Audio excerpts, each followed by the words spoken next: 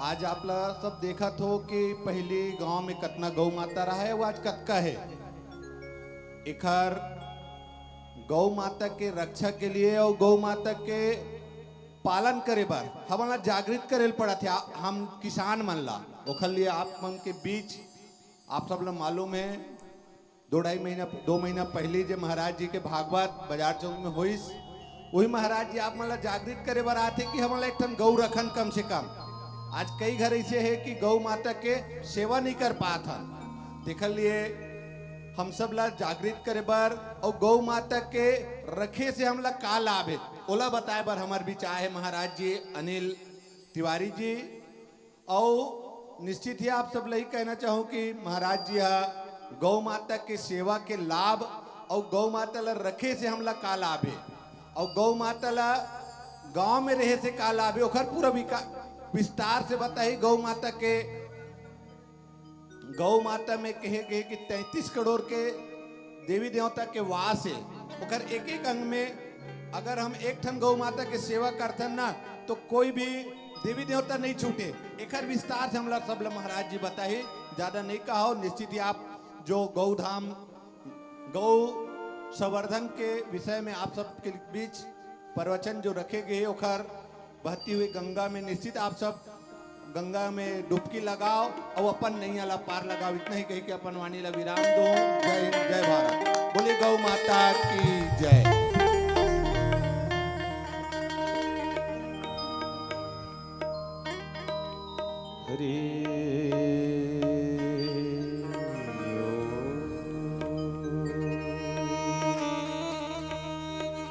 स्वस्ति श्री गणेशाय नमः। श्रीमते रामचंद्राय नमः। श्री सीताराम चरणकमलेभ्यो नमः। नमो गोभ्यः श्रीमतिभ्यः सौरभेभ्य एव च। नमो ब्रह्मसुताभ्यश्च पवित्राभ्यो नमो नमः। वागर्धाविव सम्पृक्तो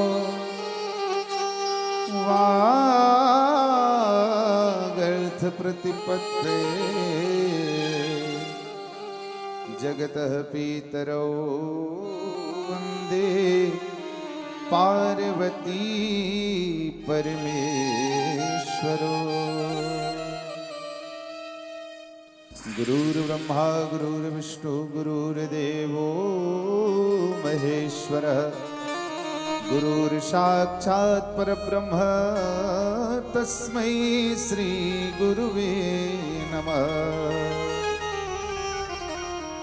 श्री गुरुपद नखमणिगण ज्योति सुमिरत दिव्य दृष्टि होती। भक्त भक्ति भगवंत गुरु चतुर नाम वपुए। इनके पग वंदन किए नाशत वीने। प्रेम से बोलो यज्ञेश्वरी जगत जननी गौ माता की। श्री कृष्ण कन्हैया लाल की। उमापति महादेव की। प्रेम से बोलो चंडी माता की। महामाया माता की। मौली माता की। सर्व ग्रामीण देवी देवताओं की। प्रेम से बोलो गड़िया बाबा की। हरिशरणम। अनंतानंद कोटि ब्रह्मांड नायक अखिलेश्वर परात्पर पूर्ण ब्रह्म भक्तवांछा कल्पतरु भक्तवत्सल शरणागत वत्सल दीन बंधु दया सिंधु कृपा सिंधु अकारण करुणा वरुणालय भगवान श्री हरि की महती कृपानुकंपा आपकी ग्रामीण देवी मां चंडी की अनुपम आशीर्वाद समस्त ग्रामीण देवी देवताओं के पुण्य प्रताप एवं आप समस्त ग्रामवासी, यहाँ उपस्थित हमारे ग्राम के पुरोहित परम आदरणीय भैया पांडे जी, सरपंच महोदय जी, हमारी भक्तिमती माताएं, बहनें, भाईगण, समस्त भूदेव, विप्रगण, आप सबकी पावन उपस्थिति में आज हम सब एक दिव्य अभियान को लेकर के उपस्थित हुए हैं। पूरे भारतवर्ष के जितने संत महात्मा हैं सब एकजुट होकर के, जितने ब्राह्मण देवता हैं सब एकजुट होकर के केवल इसी अभियान के निमित्त अपना तन मन धन सर्वस्व समर्पण करके गौ माता को राष्ट्र माता का दर्जा दिलाने, उनको उनका उचित सम्मान दिलाने की इस मुहिम से जुड़े हुए हैं। गौ माता जो भारतीय दर्शन में, भारतीय जीवनचर्या में जीवन का आर्थिक आधार थी, और केवल आर्थिक नहीं, आध्यात्मिक आधार, सामाजिक आधार सब गौ से ही सब संचालित होता था। उस गौ माता की आज पिछले 4-5 वर्षों में भारत भूमि में स्थिति इतनी बिगड़ी है, जिसको देख करके सारे संत महात्मा विप्र सब चिंतित हो चुके हैं। और यही, यद्यपि हम अपने छत्तीसगढ़ क्षेत्र की बात करें तो स्थिति तो बहुत अच्छी है, लेकिन यहाँ भी लोग अब गौ की सेवा से दूर होते जा रहे हैं। तो उसी गौ माता के महात्मा को लेकर के, कथा को लेकर के आज मैं और मेरी पूरी मित्र मंडली यहाँ उपस्थित है। तो आइए इस दिव्य सत्संग के क्षण से हम सब जुड़े, लेकिन उसके पूर्व दोनों हाथों से मीठी मीठी ताली की सेवा प्रदान करते हुए कुछ क्षण भगवान नाम संकीर्तन कर अपने मन और वाणी को पावन कर लें। तत्पश्चात आज के इस दिव्य सत्र में आपके पावन ग्राम कंवर में, यह जो कंवर का हृदय स्थल है, भूत भावन भगवान भोलेनाथ और नंदीश्वर महाराज के छत्र छांव में बैठ करके उन्हीं के परम आराध्या सुरभि मैया के महात्मा कथा को आप और हम सब श्रवण करेंगे। प्रेम से बोलो नंदी बाबा की। श्री राम जय राम, जय जय राम। श्री राम जय राम, जय जय राम। श्री राम जय राम, जय जय राम। श्री राम जय राम, जय जय राम। श्री राम जय राम, जय जय राम।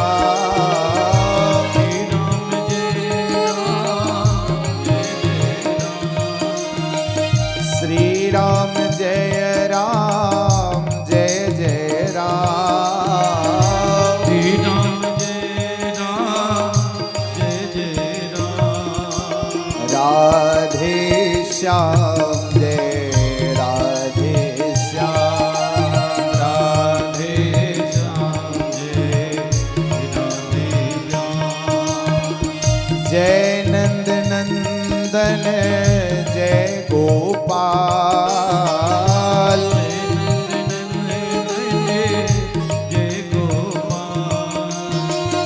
जय नंद नंदन जय गोपाल।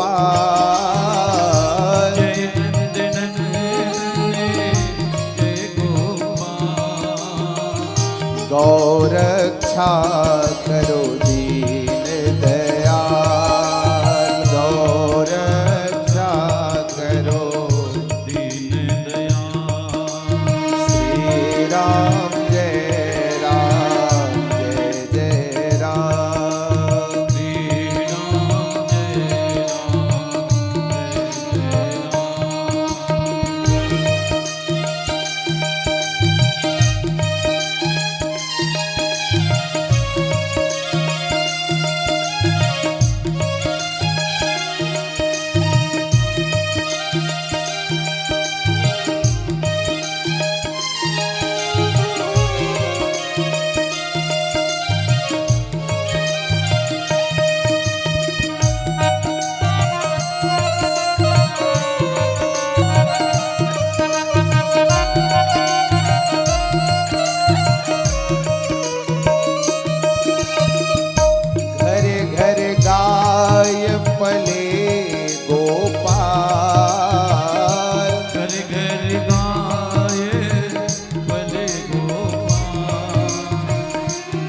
घर गाय पले गोपाल, घर घर गाए घर गोपाल।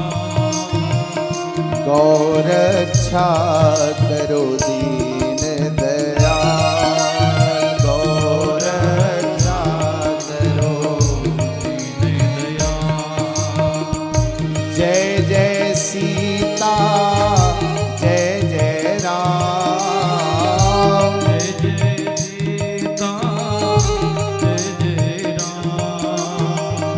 जय जय राधे जय जय श्याम, जय जय राधे जय जय श्याम। श्री राम जय राम जय जय राम, बोलो श्री राम जय राम जय जय राम। श्री राम जय राम जय जय राम,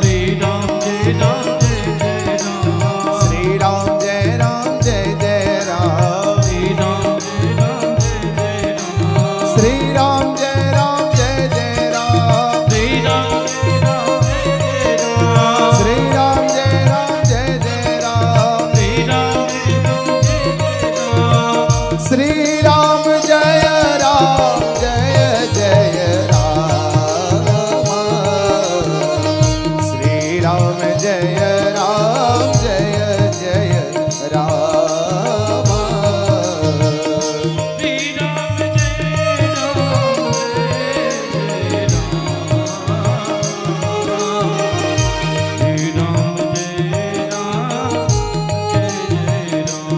राम जय जय विधिनाथ होइत मोरा, करहु सुबेगी दास में तोरा।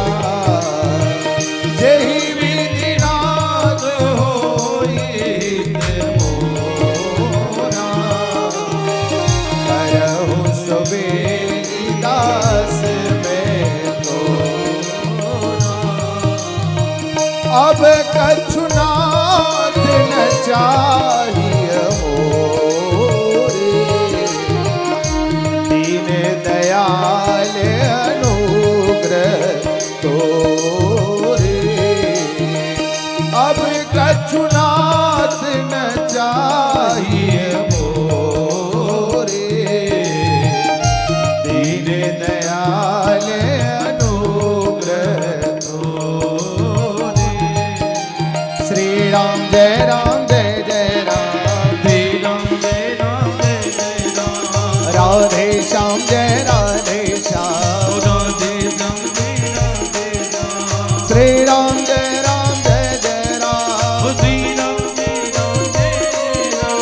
जय श्री राम जय जय हनुमान। जय गौ माता जय गोपाल, जय गौ माता जय गोपाल। जय नंद नंदन श्री गोपाल, श्री राम जय जय राम, श्री राम जय राम जय जय राम, श्री राम जय जय राम, श्री राम जय राम जय जय राम, श्री राम जय राम जय जय राम, श्री राम जय राम। प्रेम से बोलो श्यावर रामचंद्र भगवान की। नमः पार्वती पते हर हर महादेव। यया सर्वमिदं व्याप्तं जगदस्थावर जंगमम्, तां धेनुं शिरसा वन्दे भूतभव्यस्य मातरम्। ब्रह्मा जी ने जब इस सृष्टि को बनाई तो सबसे पहले इस स्थावर को बनाया है। 84 लाख योनियां जिनकी हम गणना करते हैं, तो ब्रह्मा जी ने सबसे पहले हम सबको बनाने के पहले वृक्षों को बनाया, बीज तत्व को बनाया, क्योंकि वो भी जानते थे मनुष्य बिना खाए बिना पिए तो रह सकता है, लेकिन बिना ऑक्सीजन के नहीं रह सकते। सबसे ज्यादा आवश्यक है वायु। तो ऑक्सीजन कौन देगा? तो ये वृक्ष देंगे। तो इस स्थावर को सबसे पहले बनाया, फिर तिर्यक योनियों को बनाया। ये जितने कीट पतंगे, उड़ने वाले पक्षी, इन सब का निर्माण किया ब्रह्मा जी ने। बाद में मनुष्यों को, देवताओं को बनाया है। लेकिन महाभारत के अनुशासन पर्व में जब वंदना की जाती है तो क्या कहते हैं? यया सर्वमिदं व्याप्तम जगत स्थावर जंगमम ताम धेनुम शिरसाम वंदे भूत भव्यस्य मातरम। ये संसार में जितनी 84 लाख योनियां दिख रही, जिसमें से 20 लाख तो केवल स्थावर है, वृक्ष है, 20 लाख प्रकार के। तो ये स्थावर से लेकर के मनुष्य और कीट पतंगे तक सबकी माता कौन है? कहे ताम धेनुम शिरसाम वंदे। सबकी माता वो धेनु है, वो गाय है। इसलिए गाय को कहा गावो विश्वस्य मातरः। गाय विश्व की माता है, संपूर्ण ब्रह्मांड की माता है। और गौ की जब वंदना की जाती है तो क्या कहते हैं? हे सुरभि मैया, आपके सिंघों में ब्रह्मा जी का वास है, आपके पीठ में साक्षात भगवान नारायण बैठे हैं और मुख में रुद्र का वास है।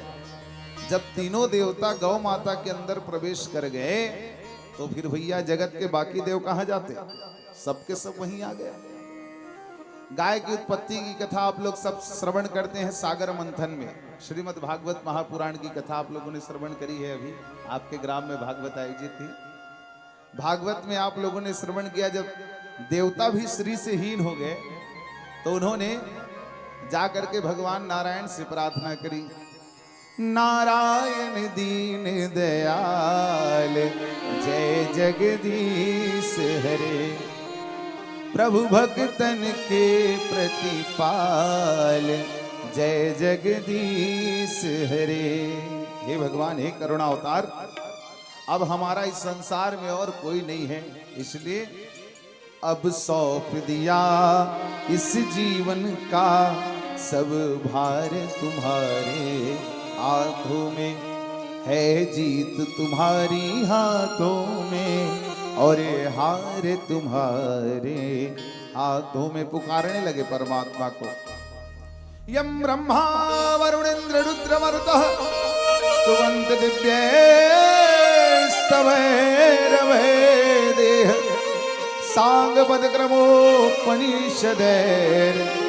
गायन्ति यम सामगाः ध्यानावस्थित तद्गतेन मनसा पश्यन्ति यं योगिनो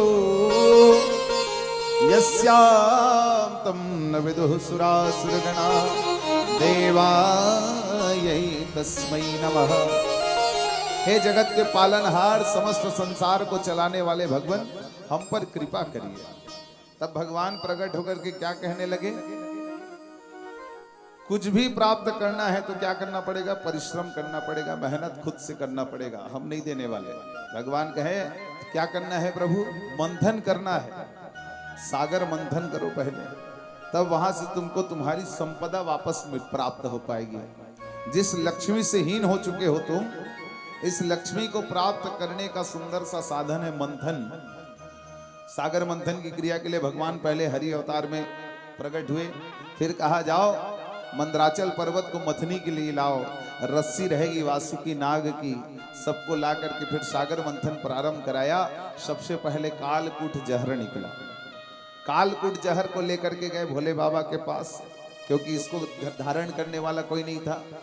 संसार में यदि उसको सागर में छोड़ दिया जाता, सागर के जितने जलीय जीव जंतु है सब मारे जाते।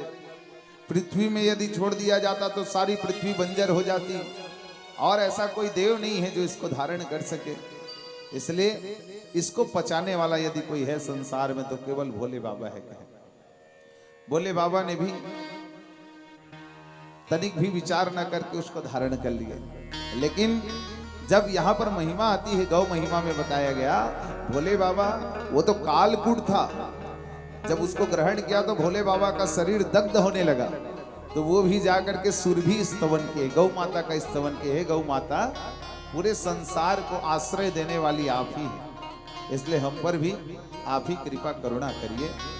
तब गौ माता ने उनको अपने गर्भ में स्थान दिया है, उसी गर्भ में जहां गौ दुग्ध दही घी इत्यादि थी। यहाँ पर वर्णन आता है तभी से भोले बाबा में दूध चढ़ाने की जो प्रथा है ये प्रारंभ हुई थी, क्योंकि दूध शीतलता का प्रतीक है। जब भोले बाबा को शीतल जल, शीतल दुग्ध दही घी इत्यादि से अभिषेक किया जाता है, तो जो उन्होंने अपने कंठ में जहर धारण करके रखा है कालकूट, इससे भोले बाबा को शांति मिलती है कुछ क्षण के लिए, इसलिए समस्त भक्त गण जा करके भोले बाबा में दूध दही घी इत्यादि अर्पण करते हैं, क्योंकि ये सुरभि मैया का अमृत है। इस संसार में अमृत केवल दो ही चीजों को कहा गया, एक तो अमृत है हरि नाम जगत में, इसे छोड़ विषय रस पीना क्या, हरि नाम नहीं तो जीना क्या। भगवान के नाम ये अमृत है, भगवान की कथा ये अमृत है, और दूसरी वस्तु अमृत है तो वो क्या है, जो गौ से प्राप्त होती है, गोरस, जिसको दूध कहते हैं, हम दही कहते हैं, घी कहते हैं, इसको अमृत की संज्ञा दी गई है। ये अमृत क्यों है, इसका भी वर्णन आज से आप विचार करिए, कुछ वर्षों पूर्व, कुछ दशकों पूर्व, जब घरों में गाय पाली जाती थी तो गौ माता की सेवा से पूरा परिवार जुड़ा हुआ रहता था। गौ माता की सेवा से जब परिवार जुड़ा रहता था तो गौ माता अपना अमृत प्रदान करती थी घर वालों को। घर के बच्चे शुद्ध देसी गाय के दूध पिया करते थे, उसके घी को खाया करते थे, बुद्धि शुद्ध रहती थी। ये शास्त्रों में, पुराणों में ये व्याख्या आती है, जो गो रस को लेता रहेगा, गो रस को प्राप्त करता रहेगा, वो स्वतः ही गोव्रत करते रहता है। गोव्रत की बड़ी विचित्र महिमा बताई गई है पुराणों में। तो जो गोव्रत करता है, गोव्रत करने का आशय गौ माता से प्राप्त अमृत को जो पान करते रहता है, उसकी बुद्धि सदैव सात्विक रहती, शुद्ध मति युक्त रहता है। तो यहाँ पर कालकूट के बाद में सागर मंथन से द्वितीय रत्न जो प्राप्त हुआ, उस रत्न का नाम क्या है, कामधेनु, गौ माता। लोगों में ये विचार आता है कि वो कामधेनु गाय अलग थी और जो हमारे घर में गाय बंधी हुई है वो अलग गाय है। ऐसा नहीं है भैया, ये वही गौ माता है। गौ माता का ही नाम कामधेनु है। कामधेनु अर्थात ऐसी धेनु, ऐसी गैया जो हमारी कामनाओं को पूर्ति करे। तो मैं बता दूं, संसार की जितनी गायें हैं, शुद्ध देशी गाय, भारतीय गाय, ये सभी गायें कामधेनु ही है। आप निश्चित रूप से उनकी सेवा करिए, उनके कानों में अपनी कामना जाकर के बताइए। वो कामना ऐसी कोई भी कामना नहीं होगी, लौकिक कामना जो पूरी ना करे। गौ माता अपना आशीर्वाद प्रदान करती है। ऐसे कई महात्मा हम लोग अभी श्रवण करेंगे। तो सागर मंथन से जब ये गौ माता निकली, सागर मंथन से तो 14 रत्न निकले हैं, लेकिन उन 14 रत्नों में 2 रत्न ही ऐसे थे जिसको हम मनुष्यों को प्रदान किया गया। हम सभी मानवों को प्रदान किया गया रत्न केवल 2 ही है। एक तो पहला था वो गौ माता, जिसको मनुष्यों को दे दिया गया, ऋषियों को दे दिया गया। दूसरा था ये शंख, ये भी सागर मंथन से निकला हुआ है।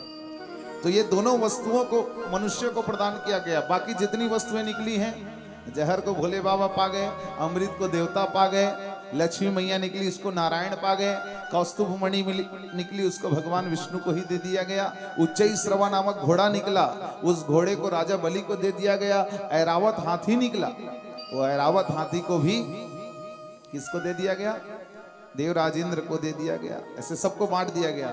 लेकिन 2 रत्न ऐसे थे, गौ माता और ये शंख, इसको हम मनुष्यों को दिया गया। लेकिन मनुष्यों को दे करके ये कहा गया, जब तक मनुष्य इसकी छांव में रहेंगे, इसका स्पर्श प्रतिदिन करते रहेंगे, इसका दर्शन करते रहेंगे, तब तक तो वो मानवता से युक्त रहेंगे। मनुष्यत्व का गुण उसके अंदर तभी तक रहेगा जब इसका नित्य स्पर्श होता रहेगा। चाहे गौ का स्पर्श हो, चाहे शंख का स्पर्श हो। ये दोनों वस्तुओं का स्पर्श मात्र ही हमारे समस्त पापों को काटने वाला है। अब अब स्थिति क्या आई? स्थिति बड़ी विकराल हो गई भैया। अब गौ माता को कोई अपने घर में रखना नहीं चाहता है। कैसे का गाय वाय कैसे नहीं रखे? कहाँ रखे महाराज, अपने रह पर जगह नहीं है यहाँ। कत को पट्टा बना थे तब बोले गाय माता पर दूठन कुरिया नहीं बन पाते। और जहां मनुष्य गौ रखता भी है तो अब केवल स्वार्थवश रखता है। जब तक वो दूध दही देवा तब तक रखी। हमारे आदरणीय श्री केजूराम साहू जी अभी यहाँ बैठे हैं, पावन ग्राम बेलौदी से आप आए हैं। आप इनके घर जाइएगा, 12 महीने आपको गौ अमृत प्राप्त होगा। सदैव सारी संपन्नता है, सारा वैभव है। इनके पुत्र बालोद में गवर्नमेंट इंजीनियर के पद पर हैं। इनका पूरा परिवार सर्विस से जुड़ा हुआ है। धन की कोई कमी नहीं। और इनका प्रमाण यह है कि इन्होंने जीवन भर गौ की सेवा करी है। जब बहुत अधिक निर्धनता थी तब से लेकर के अभी तक गौ सेवा में दिन रात जुड़े रहते हैं। तो जीवन में सौभाग्य को बढ़ाने वाला है गौ की सेवा, इसलिए उस सेवा को नहीं छोड़ते हैं। अभी इनकी उम्र 65 के करीब चल रही है, लेकिन गौ माता के प्रभाव से शरीर इतना फिट है, स्वस्थ है और गोरस नित्य प्रतिदिन प्राप्त करते हैं। गौ दुग्ध रोज पिएंगे, गौ का घी रोज खाएंगे भोजन के साथ। इसलिए परिवार का संस्कार भी ऐसा बन रहा है। तो भैया, लेकिन आज स्थिति क्या हो गई? गाय है दूध देवत तब तक तो रखते मन के है, और तहन सुखा गए बुढ़ा गए गौ माता, तहन असहाय रूप से उसको छोड़ देते हैं। इसी को मैं कहता हूं, कामधेनु मोर गौ माता के बढ़ोगे करलाई।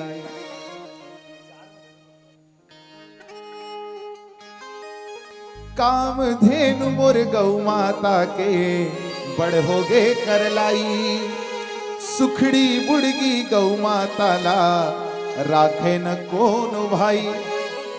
कामधेनु मोर गौ माता के बढ़ोगे करलाई।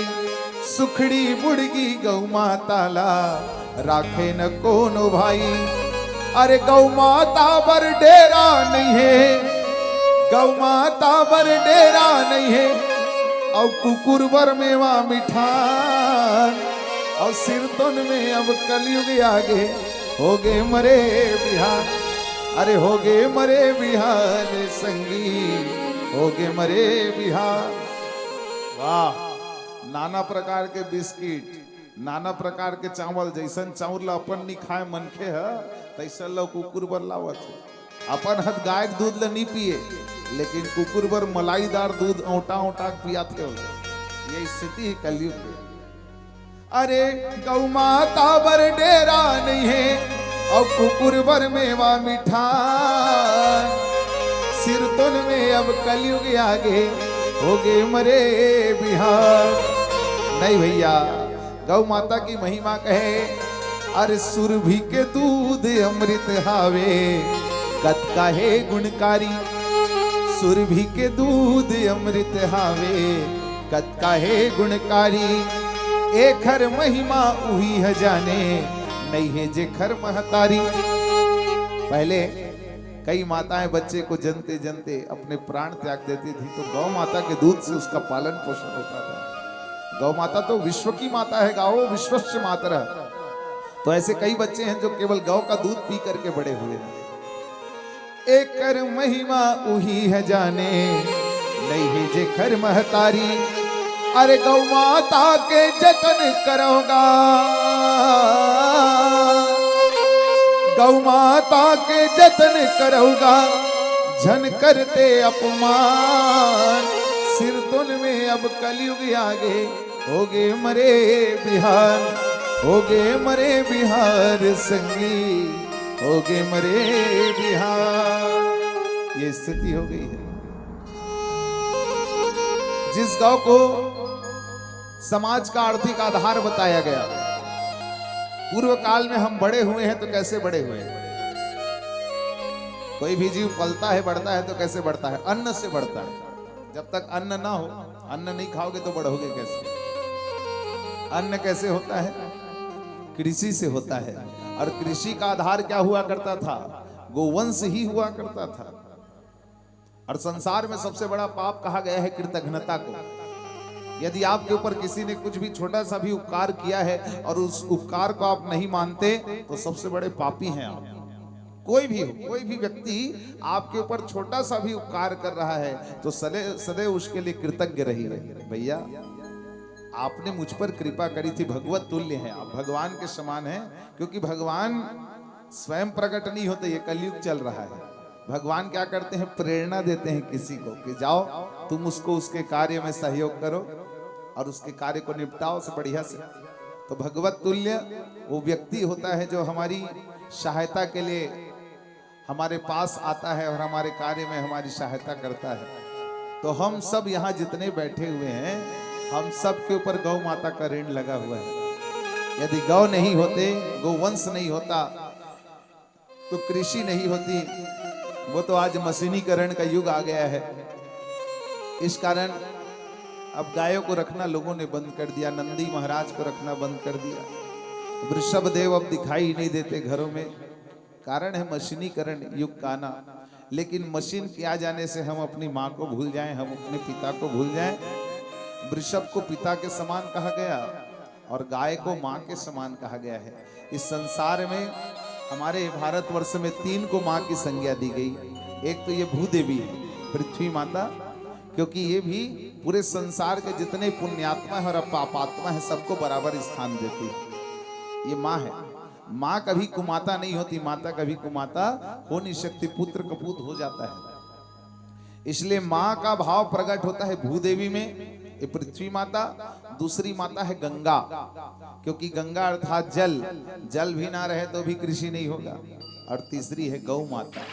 ये तीनों को माँ की संज्ञा दी गई क्योंकि ये तीनों से संसार पलता है, बढ़ता है, आगे और चल रहा है। गौ का एक अर्थ होता है जो नित्य चालन कर रही है, जो नित्य चल रही है। संसार, ये संसार भी निरंतर आगे बढ़ रहा है। और उसी अनुरूप में गौ का एक अर्थ पृथ्वी भी होता है, गौ का एक अर्थ ब्राह्मण भी होता है, विप्र होता है। भगवान कहते हैं ना, इस संसार में मुझे पुण्य केवल एक ही कार्य दिखता है, पुण्य एक जग महु नहीं दूजा, पुण्य एक जग महु नहीं दूजा, मन क्रम वचन विप्र पद पूजा। तो जिस अभियान को मैं लेकर के आया हूं यहाँ और हमारी पूरी मंडली आई हुई है, श्री शंकर गौरी गोपाल दिव्यांग गौशाला संस्थान ग्राम कन्हारपुरी गुरुर, उनके सद संकल्प स्वरूप ये गौ कथाएं हो रही है हमारे पूरे गुरुर विकास खंड में। 15 स्थानों पर कथा है और ये कथा का समापन अभी शुक्रवार को हमारे मुख्यालय गुरुर में ही होना है। भव्य रूप से वहाँ गौ कथा आयोजित होगी, भव्य शोभा यात्रा निकलेगी। इसमें आप सबको सादर आमंत्रण है। शोभा यात्रा में अगुवाई गौ माता ही करेगी, आगे गौ माता रहेगी, उनके पीछे पीछे हम लोग सब रहेंगे और हजारों लोगों की इकट्ठा होने की आशंका है, वहां सब आएंगे। और इसी आस विश्वास के साथ श्री शंकर गौरी गोपाल दिव्यांग गौशाला आश्रम कन्हारपुरी गुरुर के भाइयों ने ये बीड़ा उठाया और हम कथावाचकों को जोड़ने का प्रयास किया। हमने भी कहा ये तो परम सौभाग्य का विषय है, अपने लिए और सभी मनुष्यों के लिए तो कथा करते ही रहते हैं, ऐसी कथा जरूर की जाए जो हमारी माँ के लिए हो, हमारी गौ माता के लिए हो। तो इस अभियान से जुड़ने का सबसे छोटा सा एक उपाय ये है कि एक नंबर दिया गया है, वो नंबर लगा भी हुआ है वहाँ पर, इसमें एक मिस्ड कॉल कर दिया जाए तो इससे ये आपकी उपस्थिति सीधे दिल्ली तक जाएगी कि हाँ इतने लोग हैं जो ये चाहते हैं कि गौ माता को राष्ट्र माता का दर्जा मिले। धर्म सम्राट स्वामी करपात्री जी महाराज कहा करते थे, जिस देश में गोवंश सुरक्षित और संरक्षित रहेगी उसी देश की संपदा और समृद्धि नित्य प्रतिदिन बढ़ती रहेगी। आप घरों में भी देखेंगे, जिन घरों में गौ की सेवा निरंतर चलती रहती है, गाय की सेवा से उस घर की समृद्धि में कभी कमी नहीं आती, घर के लोग सदैव निरोग रहते हैं। ये आरोग्यता समृद्धि, संपन्नता, वैभव को प्रदान करने वाली है गौ माता। तो हमारी माताएं बहनें, ये जो पत्रिका दिया जा रहा है इसमें नीचे मिस्ड कॉल नंबर है, इसमें जरूर आप लोग मिस्ड कॉल करिएगा। और अभी यदि आपके हाथ में मोबाइल हो तो अभी आप मिस्ड कॉल कर दीजिए। मैं ये नंबर उच्चारण कर देता हूं। आप लोग जो भाईगण हमारी माताएं अपने हाथों में मोबाइल रखे हैं तो कृपया अभी तुरंत, क्योंकि मैं जानता हूं काम बहुत छोटा सा होता है, लेकिन लोग आज आलस्य और प्रमाद का युग है। ये तो गर्मी दिन चला था, दिन रात सुतैच में मन के मगन है। तब बोले बहुत अच्छा उपस्थिति है आप मन के। गौ माता की इस दिव्य महिमा को सुनने के लिए आप लोग उपस्थित हुए हैं। हृदय तल से आभार है आप सबको, समस्त ग्रामवासियों को। तो ये नंबर इसमें जरूर आप लोग एक बार मिस्ड कॉल कर दीजिएगा जो मोबाइल रखे हैं भाईगण। 9067777323 जो मोबाइल रखे हो तो कृपया 9067777323 9067777323 ये मिस्ड कॉल नंबर है। इसमें मिस्ड कॉल करने से कोई आपको कोई रिस्क नहीं है, ना ही इसमें पैसा लगना है, ना ही कुछ होना है, लेकिन आपकी ओर से एक छोटी सी गौ सेवा आपके द्वारा हो जाएगी। गौ माता के लिए आप खड़े हैं, ये बात पुष्ट हो जाएगी केवल इस नंबर पर मिस्ड कॉल कर देने से। इसलिए जरूर इतना सा छोटा सा कार्य कर दीजिएगा, क्योंकि आज तो सबके हाथ में मोबाइल है। ऐसा कोई व्यक्ति नहीं है जो मोबाइल से अछूता हो, ऐसा कोई घर नहीं होगा जहां मोबाइल नहीं रखा जाता हो, मोबाइल का प्रयोग न किया जाता हो। प्रेम से बोलो गौ माता की जय। गौ माता की महिमा इसलिए भी आवश्यक है, और क्योंकि इस गौ की महिमा को बताने के लिए भगवान भी आए, तो इसकी महिमा सबसे अधिक है। आप मानस का भाव उठा करके देख लीजिए, भगवान जब जन्म लेते हैं तो क्यों लेते हैं। संत कह रहे हैं, विप्रधेनु सुर संत हिता लिन्ह मनुज अवतार, निज इच्छा निर्मित तनु माया गुण गोपाल। गो का एक अर्थ होता है इंद्रियां। ये इंद्रियों के कारण ही मनुष्य पाप में संलग्न रहता है। शब्द, रूप, रस, गंध, स्पर्श, ये 5 ऐसे क्रियाएं हैं जिनके पीछे मनुष्य दिन रात इस विषय सुख के पीछे भटकता रहता है। विषय दवा है मीठा, अंतिम में कड़वा पाना, और भजन है पहले दुख प्रद, पुनः सुधा समाना। तो जोर ताली बजाएंगे तो तुलसी दल ले बुलाएंगे तो कन्हैया जरूर चले आएंगे, सवरिया जरूर चले आएंगे।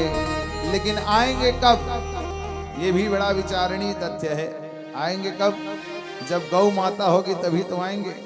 गोपाल को बुला रहे हो तो गौ माता तभी आएंगी, जब गोपाल तभी आएंगे जब गाय नहीं होगी, गोपाल कहाँ होंगे।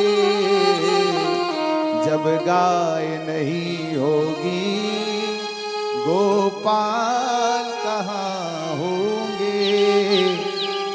हम सब इस दुनिया में खुशहाल कहाँ होंगे। हम सब इस दुनिया में खुशहाल कहाँ होंगे।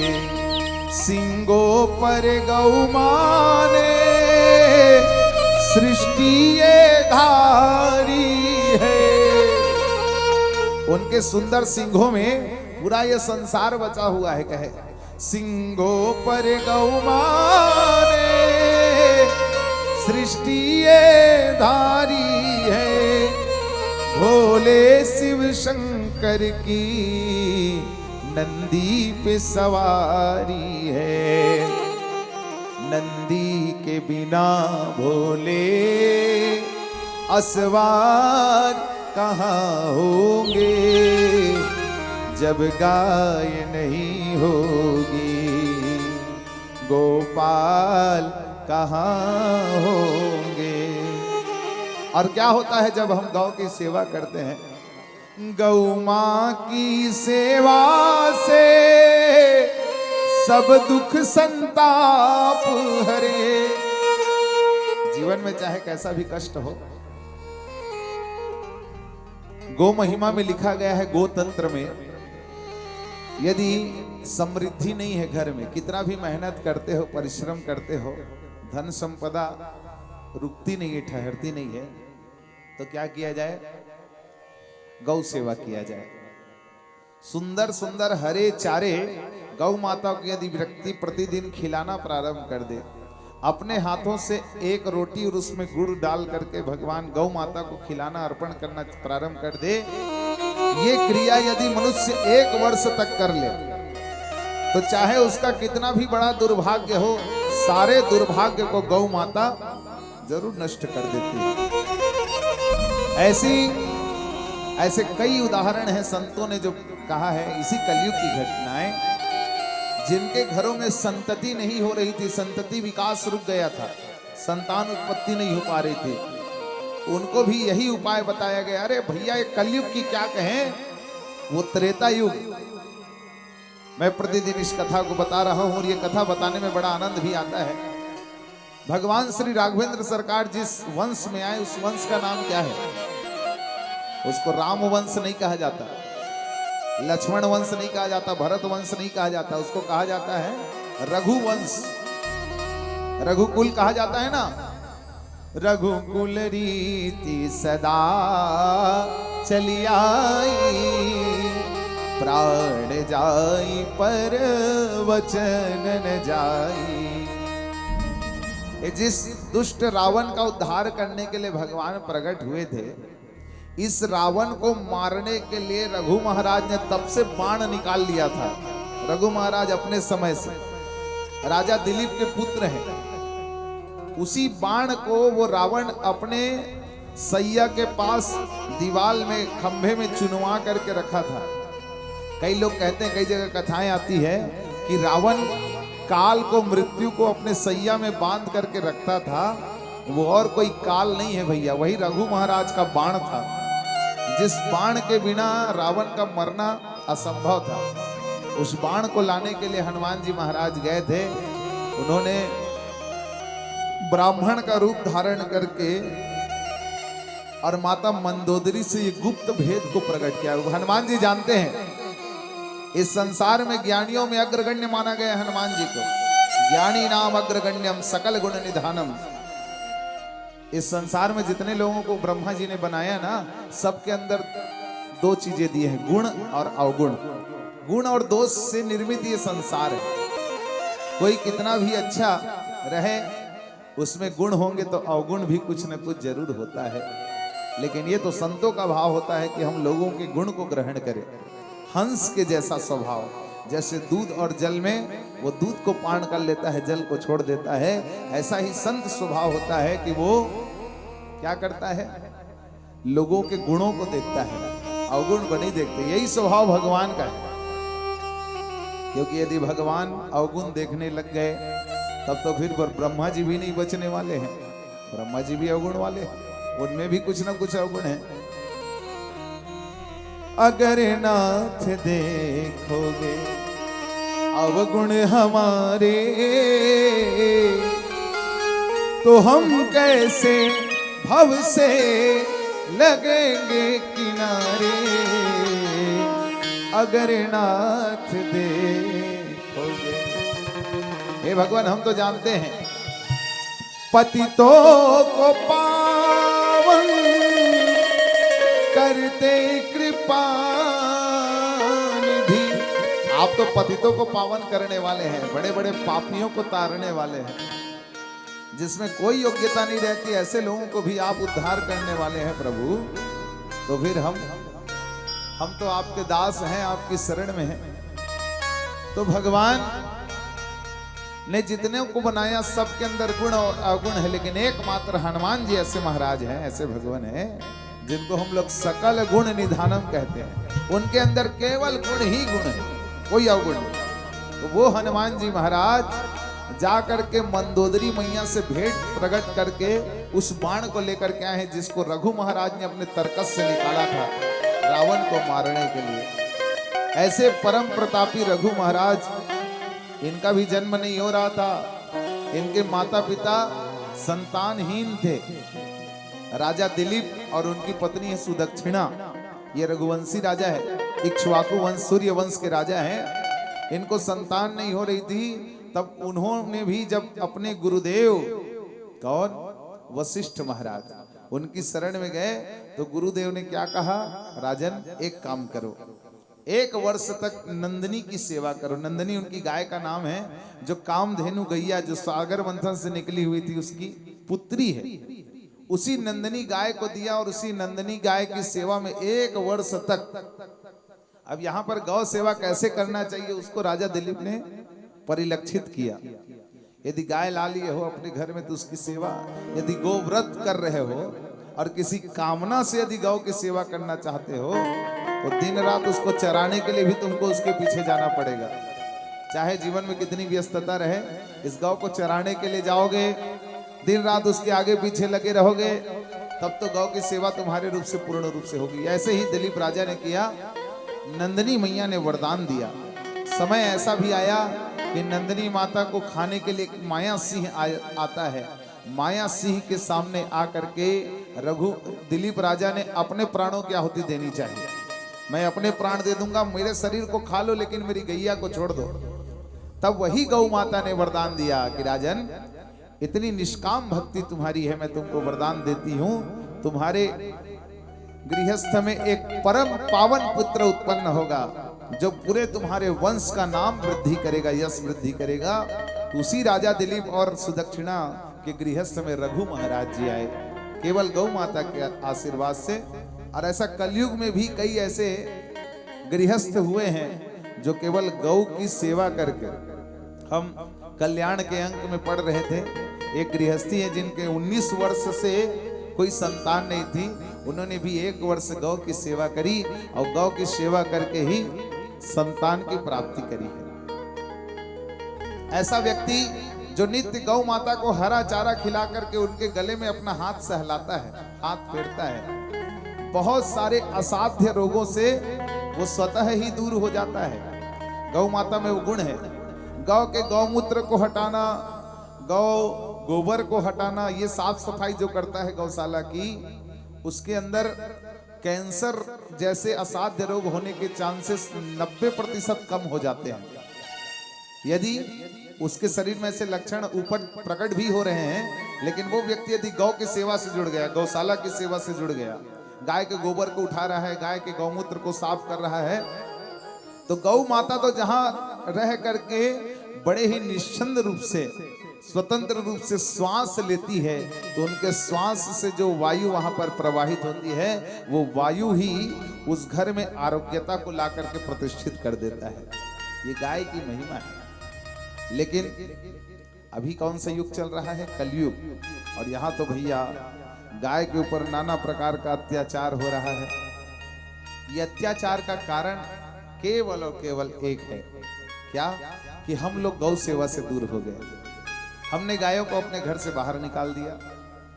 यदि हम गाय से प्रेम करने लग जाएं, गाय के प्रति अपनी भक्ति बढ़ा दें, गौ सेवा के प्रति उस महिमा को जान करके दिन रात उनकी सेवा में लग जाएं, तो ऐसा कोई व्यक्ति नहीं आएगा। जब गाय किसी बूचड़ खाने में जाती रहेगी तो रोक करके कोई भी व्यक्ति पूछेगा ये कहाँ जा रही है गाय, गायों को कहाँ लेकर के जा रहे हो? ऐसे कई गौ सेवक हैं जो केवल इसी अभियान से लगे रहते हैं, रात रात भर जगते रहते हैं और सड़कों में खड़े रहते हैं कि कहीं किसी गाड़ी में, किसी वाहन में गौ माताओं को तस्करी करके ले तो नहीं जाया जा रहा। क्यों ले जाया जा रहा है? क्योंकि हमने गायों को छोड़ दिया, घरों से ढील दिया बाहर, तो फिर वो कहाँ जाएगी? सड़कों में ही बैठी रहती, इधर उधर घूम रही है। गौचारण की व्यवस्था इसको भी समाप्त कर दिया। मनुष्य ने जो जो भूमि गोचारण के लिए रखी गई थी, उन सब भूमि का उपयोग अपने हित में कर लिया। मनुष्य बड़ा स्वार्थी जीव है, अपने हित में। तब लगता है कि हे गोपाल, अब इसको कोई मनुष्य नहीं संभाल सकता, इसको संभालने के लिए गौ माता की रक्षा के लिए केवल आपको ही आना पड़ेगा। जैसे आप गोपाल बन करके आए, गौ की रक्षा किए, जैसे आप राम बन करके आए और कहते हैं विप्रधेनु सुर संत हिता लिन्न मनुज अवतार, विप्रों के रक्षा के लिए, विप्रों के कल्याण के लिए मैं आता हूँ। यहाँ पर विप्र मतलब केवल ब्राह्मण ही नहीं, ब्राह्मण को ही गौ कहा गया, गौ को ही ब्राह्मण कहा गया, दोनों एक ही है। कहे ब्राह्मण की सेवा और गौ की सेवा। 4 वेद, वेद का पाठ आप नहीं कर सकते तो 4 वेद का स्थान बताया गौ माता के चारों खुरों में। उन खुरों के भी यदि आप सेवा करते हैं तो आपको वेद पढ़ने का सुंदर सा फल मिल जाएगा। अरे ब्रह्मा विष्णु महेश मंदिर नहीं जाते, कोई बात नहीं, घर के गाय की सेवा आप कर रहे हो। और जो जो गौ सेवा करते हैं उनके लिए भी मैं निवेदन करूं, आप जहां गांव रखते हैं, गौ माता का निवास रखे हैं, सदैव स्थान गोबर गौमूत्र से रहित रहे। तुरंत यदि गाय गोबर देती है तो उसको हटाने का साधन आपके पास रहे। ऐसा नहीं होना चाहिए कि गौ माता खुद ही कीचड़ में पड़ी हुई है, वहां बड़े बड़े मच्छर आकर के गौ माता को काट रहे हैं। ये व्यवस्था आपको सुधारनी चाहिए, क्योंकि इससे भी बहुत बड़ा पाप बताया गया। एक नरक की व्याख्या करी गई, जो गौ माता तो रखता है लेकिन गौ को नित्य धूप नहीं दिखाता, उसके गौशाला में धुआं की व्यवस्था नहीं करता जिससे मच्छर इत्यादि भग सके वहां से, ये व्यवस्था नहीं करता, उसको भी नरक जाना पड़ता है। एक नरक है जिसका दर्शन करना पड़ता है। इसलिए इन सब चीजों से हमको बच करके और बड़े ही नियम पूर्वक गौ की सेवा यदि हम करें तो निश्चित देखिएगा इसका प्रमाण है भैया गौ सेवा का। आगे और कथाएं सुनेंगे, आइए सुंदर भजन। प्रेम से बोलो गौ माता की जय।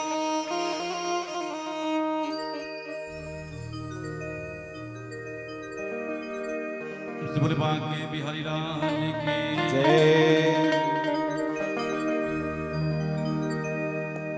हरि हरि गोविंद बोल रे मनवा, हरि हरि गोविंद बोल, हो हरि हरि गोविंद बोल रे मनवा, हरि हरि गोविंद बोल, हरि हरि गोविंद बोल रे मनवा, हरि हरि गोविंद हरि हरि गोविंद बोल रे मनवा, हरि हरि गोविंद बोल, हरि हरि गोविंद बोल रे मनवा, हरि हरि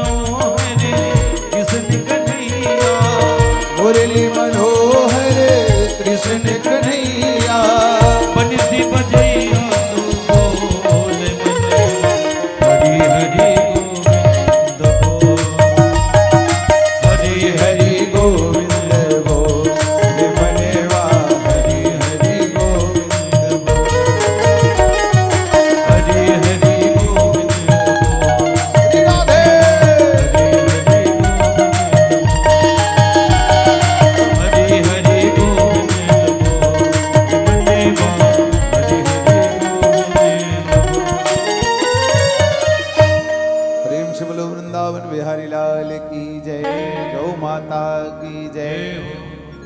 तो वो रघु राजा जो महाराज दिलीप और सुदक्षिणा के पुत्र हुए, ये रघु महाराजा गौ भक्त के पुत्र थे, इसलिए जो जैसी भक्ति करता है वो संस्कार पूरे परिवार में आ जाता है। हमारे बीच देखिए इतने बड़े बड़े गौ भक्त बैठे हुए, हमारे सरपंच महोदय जी, हमारे पांडे भैया। तो यदि परिवार में एक व्यक्ति भी गौ सेवा करने लग जाए तो इसका प्रभाव पूरे परिवार पर पड़ता है, और जब परिवार की स्थिति देखते हैं तो पड़ोसी के ऊपर पड़ता है। अब पड़ोसी सोचने लगेगा एखर घर ये दे अतिक धन कैसे बढ़त है, गायक सेवा करत है, तो भाई इसने काम किए जाए। लेकिन आज विडंबना है, अब जैसे संपत्ति बढ़ती जाती है तो लोग अब दूर हो रहे हैं गौ सेवा से। अब टाइल्स वाले घर बन के महाराज कहाँ गाय हरें सखिए में नहीं चल सके, तो ओखर बड़ जगह नहीं है, गौ माता निकल गई ओखर से। एक जन वैष्णव मन घेरा है, सिरतोर घटना बता था। वो मनखे के नाम रहा है थोकदार मंडल। थोकदार मंडल वो जी हाँ सुने ना, वो शुरू में बढ़िया गौ सेवक रही, केवल गाय की सेवा करता था। शुरू में उसको पिताजी से प्राप्त हुई थी 5 एकड़ की संपत्ति, 5 एकड़ की भूमि। वो धीरे धीरे नामे थोकदार मंडल वो सुन डरे जी हैं यदि हम मिला थे जमीन की ना थोक के भाव जाके ले 5 एकड़ के पट्टा तेल 100 एकड़ के बना डरी सो, जैसे बने स्थान गौ सेवल छोड़ दी सो, गौ सेवल छोड़ दीस। 2 जन बेटा पत्नी छोड़ के चल दीस ऊपर डहा। अब 2 जन बेटा सोचे लग गया अब एकर बिहाव करूं, अब बिहाव करके बढ़िया बहू लाऊं, बहू लाहूं तहन बहू बने सेवा करी। बहू सेवा करे बर लईस, लेकिन बहुत आज के बहुए बहू नो है बोहोए ऐसे सेवा करई चली सोखर, ऐसे रहा थोकदार मंडल तो ऐसे हो गए, बीमार पड़ गए, ना तो बिचारल खाए बढ़ दे ना तो पहने बढ़ दे, बड़ा स्थिति विकराल हो गए भैया थोकदार मंडल के। बिस्तर में पड़ गए, अब दिखाई दिल बंद हो गए।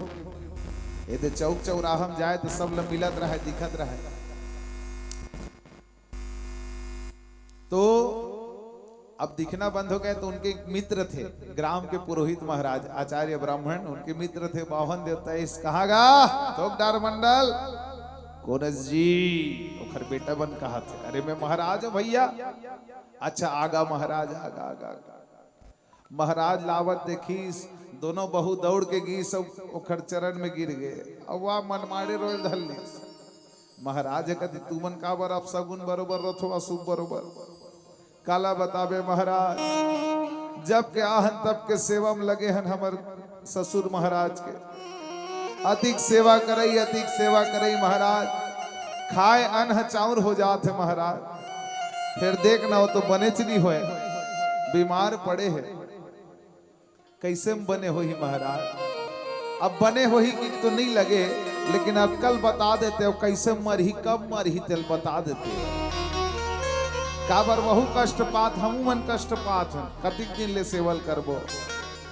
यदि स्थिति हमर देखत हस नहीं, महाराजों कथे बड़ा विचित्र हो तुम। अरे कैसे मैं मरई बता दूं, अरे तो देखूं तब तो बताऊं कहाँ है मंडल है। वो दिहा सुते है महाराज के, ओखर कक्ष में गीस ठिठुरत पड़े रहा है मांग के महीना ठंड के दिन। महाराज ने देखी से रोयल धल्ली थोकदार मंडल। महाराज ये स्थिति मोर हो गए महाराज। महाराज और देखते ओलत का सोग लगीस, तुरंत पहली जाग एक ठन साल ला ओढ़, नया साल ओढ़े गे रहा है महाराज, अपन साल ला ओढ़ा दिस, कापत रहा है ठंड के मारे। तो और रोयल धल्ली थोकदार मंडल है, यहाँ 100 एकड़ के संपत्ति बनैया में है, और ते है मोला साल ओढ़ात हस महाराज। महाराज है कथे अभी रहा ले ले, अरे बने हो जा एक ठन साल के का के साल दर साल मोल साल मिलत रहे, हर साल ते ओढ़ात रहे। यही साल 2 ठन ओढ़ा डरी समर महाराज हमला साल शिव महापुराण में ओढ़ाई से गौ कथम ओढ़ा डरी नहीं। ऐसने महाराज कथे अभी थोकदार मंडल ते बने हो जा तहन साल दर साल मोल साल देवत रबेला भी ओढ़ के। थोकदार मंडल सबो स्थिति बताइस का बताओ महाराज, बड़ कष्ट है जब के बहु ला हो। मैं सोचे रहे सेवा करूं, महाराजो कथे थोकदार मंडल तोला में चेताए रहे हो ते गाय के सेवा करत है तिल मत छोड़बे, ते संपत्ति के पीछे अतका भागेस गाय के सेवा करे पर तो समय नहीं मिलिस। अब ते हैं खुदे सेवा नहीं करे हस तो अपन लइका मन से का अपेक्षा रखबे कि ओ मन तोर सेवा करिए, नहीं करे। कहने लगे ठीक है अभी मैं सारी स्थितियों को सुधार दूंगा, अभी मैं सारी स्थितियों को सुधार दूंगा। मैं जो जो कहूंगा तुमको बस उसको स्वीकार करते जाना है, तुमको कुछ बोलना नहीं है, कुछ नहीं करना है। बाहर में गीस दोनों बहू फिर आ गए। महाराज देखे हंस का महाराज हमार ससुर है कब रेंगी। छोटे बहू कथे अरे रेंगी तब हो तुहरत फायदा है महाराज। महाराजो अक्षक आगे थोकदार मंडल रेंगी हमार फायदा है, का फायदा है हमार। अरे औ नहीं गरुड़ पुराण लत पड़बे महाराज, 5 ठन बर्तन लत देबो।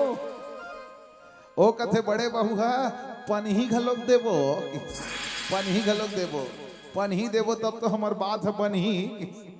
ओ कथे यहुल देबो। महाराज हम मने मनत का गुस्सा आगे काबर थोकदार मंडल ओखर प्रिय यजमान रहा। महाराज की इसलिए ठीक है लेकिन इसने थोड़ी बता दूं पहली 51 रुपया दोनों बहु धर के लाओ, अपन अपन संदूक ले धर के लाओ। दोनों बहुत तुरंत दौड़त की सोखर बरो मन तो जानना चाहते ससुर कब रेंगी। 51 रुपया धर के लईस और ले ये पुराण में रखो पहली की। एक ठन पुस्तक ले धरे रहे महाराज। महाराज ले पूछते ए है का पुराण है महाराज। एक नाम मरण पुराण है। ऐसनत कभू नहीं सुने रहे महाराज। अरे ला मैं बना हो कि शेखर रचनाकार में हरो। महाराजो चौतरा 60 रुपया साल लौढ़ाए रहा है, 100 रुपया उतकी बेर वसूल डरिस। 51 की के महाराज मन के बुद्धि पावेगा। अब 100 रुपया वसूल डरिस ओखर बाद ऐसे पलटेल धलिस पन्नल ए ये मिल के मंत्र है। का मंत्र है महाराज बताओ ना। दोनों बहु हाथ जोड़ के खड़े हैं। महाराज कहने लगे माघ मासे पयम क्षीरम फाल्गुने घृत मोदकम चैत्र मासे फलम दत्वानि यजमाने न जीवती न जीवती न जीवती। दोनों बहू कथे का के हो कुछ समझ नहीं है इस महाराज। महाराज कहते चुपचाप सुनो अभी बता। माघ मासे पयम क्षीरम अभी माघ के महीना चलत है। दूध ला रबड़ी बरोबर उठा उठा के थोकदार मंडल ला पियाहू। आई दोनों बहू आई कि इस महाराज कथे चुपे चाव रहा आई मंत्र ला पूरा हो दो। माघ के महीना चलत है दूध ला रबड़ी बरोबर उठा उठा के पियाहू। फाल्गुने घृत मोदकम जहां फागुन के महीना लगी सुंदर गाय के घी में बढ़िया सेक सेक के मोदक बना बना के थोकदार मंडल ला खवाहू। आई फेर आई। अरे तुम चुपे चाप रहो तब तो मंत्र पूरा हुई। तो ऐसना मरही की जी ही महाराज हमर ससुर जी जही ऐसन में कथे चुपे चाप रहो पूरा बता दो। चैत्र मासे फलम दत्वानी जहां चैत के महीना लगी रंग रंग के फल ललाहू। सेब संतरा अंगूर अनार सब के रस निकाल निकाल के थोकदार मंडल ला पियाहू। आई अतकल करहू तहन यजमाने न जीवती न जीवती न जीवती। वो नहीं जिए बहु मन कथे ऐसना सेवा करबो तो जी जही महाराज। वो मरही कहा अब मरही सही में बताओ। महाराज की से देखो कई बार ज्यादा सेवा करे मन के ज्यादा खुशी में जल्दी रेंग देते। ज्यादा सेवा हो जाते ना तो ज्यादा खुशी पाके जल्दी रेंग देते। देखर से दिया इसने सेवा करो 3 महीना तो नहीं बाँचने वाला तुहर ससुर है। और सही वो इसने चालू कर दी। 3 महीना सेवा चली थोकदार मंडाल मरही या ऐसे हो गए ऐसे होई तोकदार मंडल अब एक ठन तेंदुसार के डंडल धरीस जे कर जे बेटल मिले ती कर सोटे वाला दोनों बेटा मार खवई मारे एती भागे होती भागे। अब वही दिन भैया शुक्रवार के दिन के कंवर बाजार में मिल गए दोनों कौन लवी महाराज ल मिलिस तहन पांव पर थे पांव पर अथन महाराज जय हो बेटा कल्याण हो ओ मन कथे बने कल्याण करे महाराज मनमाड़े मार खाथन तू हर चक्कर में महाराज कथे कसरे मूर्ख हो तू मन मोला पूछतो मोर यजमान थोकदार मंडल कब मरी तुहर यहाँ बहु मोल 5 ठन बर्तन के लालच देथे तोर यहाँ बहु मोल पन्ही के लालच देथे अरे मोरी थोकदार मंडल जियत रही साल दर साल बर्तन मिलत रही और हर महीना पन्ही मिलत रही। थोकदार मंडल कही दे देखो महाराज अब तो जतका एकड़ के पट्टा बना हो सब ल दान करूं गौशाला में संत मन कर और ते औ में तीरथ घूमबो महाराज ऐसे कही दे जे बेटा थोड़ बहुत सेवा कर दी तेला दे दूं थोड़ बहुत जमीन ला। आजकल सुनीस दोनों बेटा गीस दिन रात सेवा में लग गए एक ठन बेटा है 1 ठन कुर्ता लाए दूसरैया बेटा 4 ठन कुर्ता लेके लावत है एक ठन कंबल उड़ा थे बड़े बेटा छोटे बेटा ओकर पर 3 ठन कंबल ला उड़ावत ऐसे सेवा में जुड़ गए भैया। तब से थोकदार मंडल भी समझ गया जीवन में गौ की सेवा और संतों की सेवा ब्राह्मणों की सेवा यदि खुद नहीं किए हो तो बच्चे भी भविष्य में आकर के आपकी सेवा करने से वंचित रहेंगे। सेवा कार्य से हम जब तक स्वयं नहीं जुड़ेंगे तब तक हमारी आने वाली पीढ़ी भी उस कार्य से जुड़ नहीं सकती। इसलिए गौ सेवा भी आपके बुजुर्गों ने तो किया ही है आपके पूर्वजों ने तो किया ही है लेकिन अब हमारी जो पीढ़ी आ रही है ये गौ सेवा से वंचित हो जा रही है। तो उनको जब तक नहीं जोड़ा जाएगा। मैं जब दुर्ग में रहा करता था मैं देखता था मेरे बगल में एक जिला शिक्षा अधिकारी रहा करते थे। वो उनकी दिनचर्या में देखता था प्रतिदिन 4 बजे उठते थे और 4 बजे से उठ करके उन्होंने अपने क्वार्टर के बगल में एक छोटी सी कुटिया रखी थी जहाँ 3-4 गौ वंश पल रहे थे। उन गौ वंशों की वो स्वयं अपने हाथों से सेवा करते थे।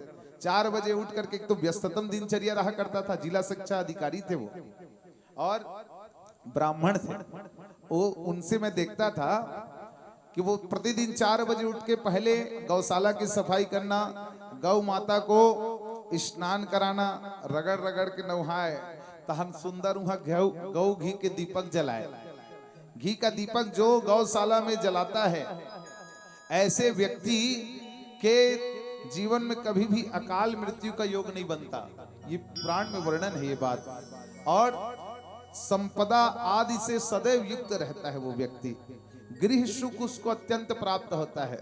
सुंदर पत्नी मिलेगी सुंदर पुत्र मिलेंगे सुंदर उसका परिवार रहेगा।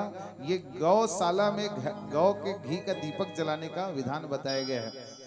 इसलिए दीपावली भी मनाते हो तो कहां कहां दीपक जलाना चाहिए इसका विधान बताया गया। सबसे पहले गौशाला कहा गया। दूसरा जो ग्राम के ब्राह्मण देवता है जिस गांव में भूदेव रहते हैं इनको भूदेव कहा गया। ब्राह्मणों को जगत गुरु कहा गया है। जगत गुरु ब्राह्मण ब्राह्मण गुरु सन्यासी और सन्यासी गुरु अविनाशी परमात्मा। ये गुरुओं का क्रम है। पूरे संसार के गुरु है ब्राह्मण। और ब्राह्मण वही ब्रह्म जानाति ब्राह्मण है जो केवल ब्रह्म को जानता है जो केवल भगवान के आश्रय होकर के जीवन जीता है वही ब्राह्मण है। तो ब्राह्मण के घर में जाकर के दीपक जलाना गौशाला में दीपक जलाना। उसके बाद तीसरा स्थान आता है देवालय में जाकर के दीप जलाना। जितने देव स्थल है आप लोग दीपावली में जाकर के जलाते होंगे दीपक। तो देव स्थलों में दीपक जलाने का विधान तीसरे क्रम में आता है। उससे पूर्व है ब्राह्मण के घर में और सबसे पूर्व है गौशाला में। इन स्थानों को जो गौ के और घी के दीपक से प्रज्वलित करता है तो गौ माता इतना वरदान देती है आशीष देती है। यहाँ मरीचिका नामक नरक की व्याख्या करी गई। इस नरक से वो व्यक्ति बच जाता है जो प्रतिदिन गौ माता को धूप दर्शन कराता है। आप पूजन करते हैं तो धूप तो जलाते ही हैं अपने घर में। तो उसी धूप को ले जाकर गौशाला में दिखा दो। उनको गौ को धूप दिखाने का महिमा इतना बताया गया भैया। कई प्रकार के पापों से आप बच जाते हैं। पाप, क्योंकि इस संसार में आए हैं तो पाप होते रहता है। आप सड़क में चल रहे हो, कई कीट पतंगे चींटियां पैरों के नीचे दब करके मर जाती है, वो भी पाप हो गया।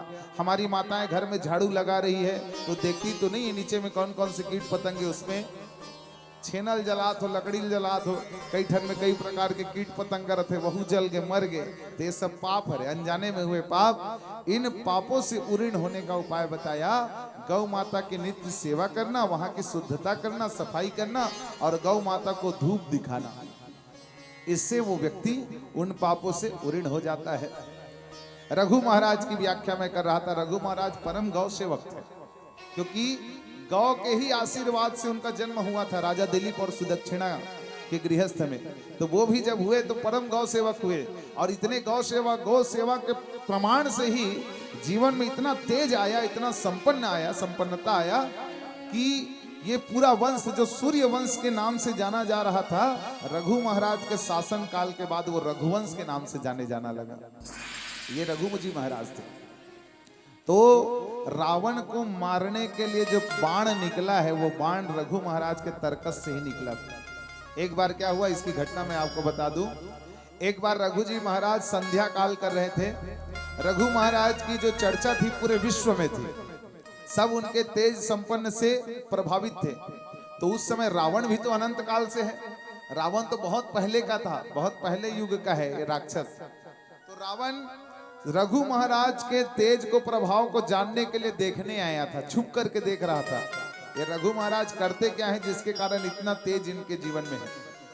तो उन्होंने देखा वो संध्या काल कर रहे थे। संध्या करने के बाद हाथों में जल लिया और जल लेकर के दक्षिण दिशा की ओर छिड़क दिया। रावण के मन में इतनी आशंका बसी, वो बड़ा जिज्ञासु था रावण, जानने का इच्छुक था।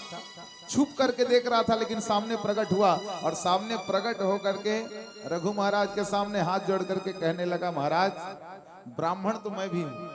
रावण कहने लगा, ब्राह्मण मैं भी हूँ और सारे वेद पाठ में करके बैठा हूँ, सारे नियम मुझे पता है, लेकिन संध्या के बाद ये दक्षिण की ओर जल छिड़कना अंजलि से, ये विधान मैंने कहीं नहीं पढ़ा, ये आपने कौन सा विधान किया? रघु महाराज हंसने लगे, रावण ये कोई पूजन का विधान नहीं था।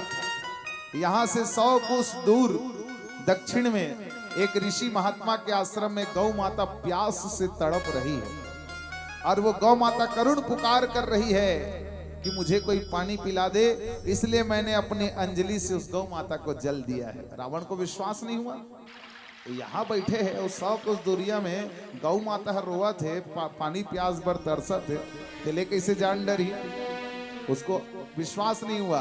तो विश्वास न होने के कारण वो देखने के लिए चला गया कि सच में कोई गौ है कि नहीं है। जब एक ऋषि के आश्रम में पहुंचता है तो देखता है सच में वहां एक गौ माता जो अत्यंत प्यास से बिहल तड़प रही थी, उसके सामने पानी का अंबार लग चुका है और जल पी करके वो अपना प्यास बुझा रही है। रावण को समझ आ गया ये रघु का तेज केवल गौ सेवा के कारण है। उसके बाद फिर गया देखने रघु और क्या क्या है इसके जीवन में जिसके कारण ये बचा हुआ है। रघु से युद्ध करने की इच्छा लेकर के गया। रघु महाराज कहने लगे, रावण एक तो हम रघुवंशी हैं, हम सूर्यवंशी हैं, बिना कारण किसी से विरोध करते नहीं, बिना कारण किसी से युद्ध करते नहीं, और तुम युद्ध की इच्छा लेकर के आए हो, चलो तुमसे युद्ध कर भी लेता, लेकिन मेरा एक प्रण और है, मैं ब्राह्मणों से युद्ध नहीं करता, तुम ब्राह्मण, हम तुम पर अस्त्र शस्त्र नहीं चला सकते। रावण को वापस भेज दिया वहां से। रावण छिप करके देखने लगा तो देखता है रघु जी महाराज के जीवन में गौ सेवा तो उनकी सुरक्षा कर ही रही थी, एक सेवा और थी, वो है उनकी पत्नी की सेवा। उनकी पत्नी परम पतिव्रता थी, जिसके कारण रघु जी महाराज सदैव सुरक्षित थे, उनको कोई वध नहीं कर सकता था, उनके सामने कोई शत्रु ठहरता नहीं था, ये उनकी पत्नी का पातिव्रत धर्म था। रावण सोचने लगा इस सुरक्षा कवच को तोड़ा जाए। रघु का स्वरूप धारण करके रावण कहां पहुंच गया? रणीवास में पहुंच गया, रानी के वास में पहुंच गया, और रानी रघु महाराज की पत्नी उसको देखते ही पहचान गई, ये मेरे पति रघु नहीं हो सकते, स्वरूप बना करके जरूर आए हैं। तुरंत उनको श्राप देना चाहा, अरे दुष्ट तू कौन है मेरे पति का स्वरूप धारण करके आने वाला। अभी तुझे भस्म कर दूंगी। रावण अपने निज स्वरूप में आता है, भग जाता है। जैसे ही रघु महाराज को इस बात की जानकारी हुई, रघु महाराज सोचने लगे अब तुम ब्राह्मण कहलाने के योग्य नहीं रहे। तुमने गलत भावना लेकर के पर नारी लीलार गोसाई तजौ चौथ की चंद की नाई, ऐसे मेरी स्त्री के पास तुम कुदृष्टि लेकर के आए थे, इसलिए अब तुम वध्य हो। क्योंकि नारी की अस्मिता को लूटने वाला जीव कोई भी रहे, उसका वध कर दो, इससे पाप नहीं लगेगा। रघु जी महाराज ने उसी समय एक बाण निकाला और बाण लेकर के बस संकल्प ले रहे थे कि रावण का वध कर दे। ब्रह्मा जी प्रकट हो गए, चतुर्मुख ब्रह्मा। ब्रह्मा जी कहने लगे प्रभु रघु जी महाराज क्षमा करिए, क्षमा करिए, लेकिन ये जो यह कार्य आप करने जा रहे हैं, इसी कार्य के लिए परमात्मा आने वाले हैं। नवमी तिथि मधुमास पुनीता, शुक्ल पक्ष अभिजित हरिप्रीता। भगवान इसी वंश में आएंगे, आपके वंश में, और वही मारेंगे उस रावण को, इसलिए आप अभी मत मारो। तो रघु जी महाराज कहने लगे अब ये बाण तो निकल गया है और इस बाण से उसका मरना तय है, तो अब क्या करूं। ब्रह्मा जी उस बाण को लेकर के चले गए। हम जो कथा सुनते हैं, रावण ने अमरता का वरदान लिया था ब्रह्मा जी से। रावण जानता था मैं जिस बाण से मरूंगा वो रघु जी का महाराज का बाण ब्रह्मा के पास है, इसलिए ब्रह्मा से वरदान स्वरूप उसने उस बाण को लिया था और उस बाण को ऐसे विशेष स्थल में छिपा करके रखा था जिसकी जानकारी केवल और केवल उनकी पत्नी को थी। मंदोदरी के अलावा और कोई नहीं जानता था। लेकिन इस बात को हनुमान जी महाराज जान गए। हनुमान जी महाराज कैसे हैं? ज्ञानी नाम अग्रगण्यम अतुलित बलधामम स्वर्ण शैलाभ देहम दनुज वन कृषाणुम ज्ञानी नाम अग्रगण्यम। तो वो ज्ञानियों में जो अग्रगण्य है हनुमान जी, वो जान गए कि रावण भले ही इस बात को किसी और को ना बताया हो, लेकिन अपनी पत्नी से कोई भी व्यक्ति कोई बात नहीं छुपाता है, अपनी पत्नी को जरूर बताया होगा। यही बात सोच करके हनुमान जी महाराज गए और उस बाण को लेकर के आए, फिर वो मारे गए। तो यहाँ रघु जी महाराज जिनके बाण से रावण मरा, इसका एक और एक मात्र कारण ये बना कि रघु जी महाराज परम गौ सेवक थे। इस संसार को दुष्टों से भी हरने वाली गौ माता ही है, सबका पालन करने वाली भी गौ माता ही है। और संसार में सबसे बड़ी संपदा यदि कोई कहा गया तो गौ माता को ही कहा गया है। अभी तो अब यदि बिहाव दिन बादर चला थे, सब अपने मन घूमा थे दिन रात, लड़का खोजे बर लड़की खोजे बर। पहली खुद नहीं जाए आदमी, पहली कौन जाए जानते हो? गांव पुरोहित, जो हमारे मुख्य पुरोहित हुआ करते थे हमारे घर के, हमारे जो ब्राह्मण देवता हुआ करते थे, उन्हीं को भेजा जाता था। वो खुद जाते थे अपने यजमान के लिए वर ढूंढने, अपने यजमान के लिए कन्या ढूंढने, और साथ में कौन लधर के जाए? ठाकुर ल, ये दोनों कोई जाए। तो पहले क्या देखते थे? पहले ये नहीं देखते थे कि एकड़ खेत है, कते सरकारी नौकरी में है कि। पहली काला देखे ब्राह्मण देवता घर में जाती सियान मनसन बात करत रहा है, और वो ठाकुर जाए रहा है तेल भेज दे जात बाहर में देख के आवे कि कहाँ? गौशाला। गौशाला में भेज दिया जाता था, और गौशाला में जा करके वो ठाकुर क्या गिनता था? गाय खूटा मन लगी ने के ठन खूटा गड़े है कर घर की, जतका कन खूटा गड़े है उतका एक यहाँ गौ वंश है, और जिसके घर गौ वंश ज्यादा है वो अधिक समृद्ध है। अर्थात घर की समृद्धि और संपन्नता का लक्षण यदि कोई देखते थे तो गौ के उपस्थिति से देखते थे। जिसके घर में गाय ज्यादा है वो समृद्धिवान है, वो संपत्तिवान है, ऐसा माना जाता था। तब पहली का आदमी भी चलाक रहा है भैया, रखे रहा है 10 टन गाय और खूटल 20 टन गाड़ के रखे रहा है, ऐसे चलाकी करे। और सबों बदल बदल के बांधे रोज, जेकर बेटी बेटा बिहाव के लायक हो जा रहा है ना, तो 10 टन गाय रहती, लेकिन 20 टन खूटल गड़ा के रखे, और सब में बदल बदल के, ताकि सबो खूटा पुराना दिखेगी। काबर जतका बेर देखे जाए उतका बेर गाय नहीं रहा, उतका बेर चरे बढ़ जाए रहा, तो खूटल गिन के अनुमान लगाए कि खर यहाँ अतका कन गाय है, तो मन के मन जतका गाय रहा है कल डबल खूटा गाड़ के रखे, ताकि हमारे यहाँ ज्यादा गाय है, ये जान ही तो हमार बढ़िया बड़े बहू मिली, हमार बेटी बने घर में जाही। ये संपन्नता। गोधन गज धन बाजी धन रतन धन खान, जब आवे संतोष धन, सब धन दूरी समान। सब धन दूरी समान।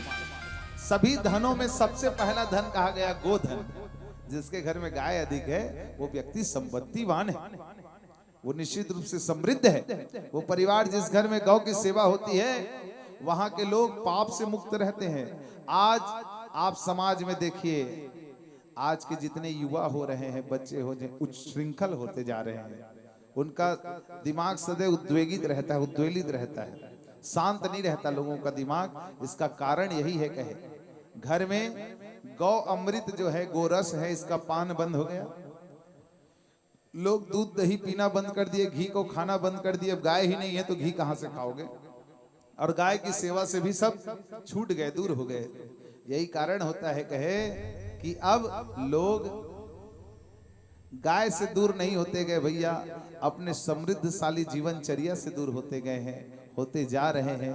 घर की शांति जा रही है, भंग हो रही है। घर की समृद्धि ये भी दूर होते जा रही है। कितना भी धन रहे लेकिन मनुष्य दरिद्र होता जा रहा है।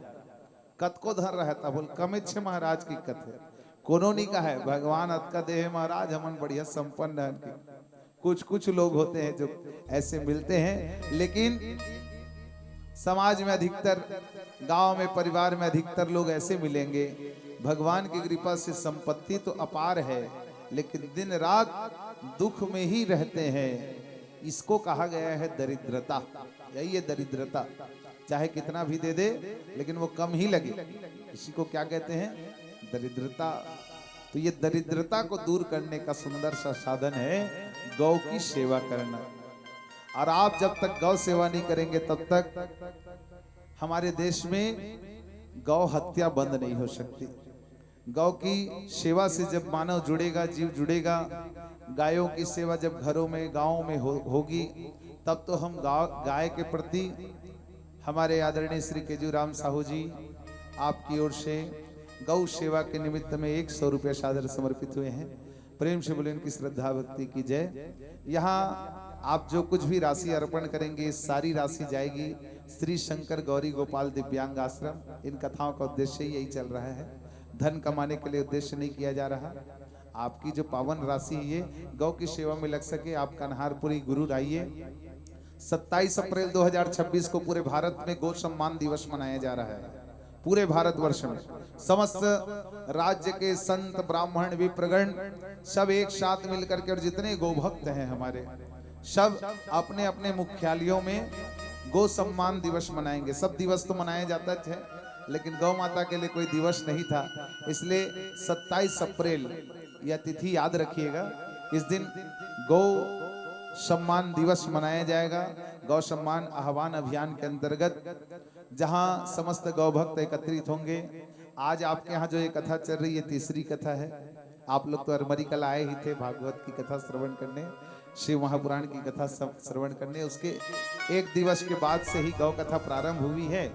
जैसे ही हम उधर से मुक्त हुए, गौ माता ने अपनी सेवा में लगाया है। परम हर्ष का विषय हमको लगा ये कि चलो सबके लिए तो कथा करते ही रहते हैं, गौ माता के लिए कथा की जाए और लोगों के अंतर हृदय में गौ की सेवा की भावना जोड़ी जाए। हम बता दे गौ की महिमा इतना बड़ा पुराण है। चमन ऋषि थे। चमन ऋषि एक बार तपस्या कर रहे थे जल के अंदर।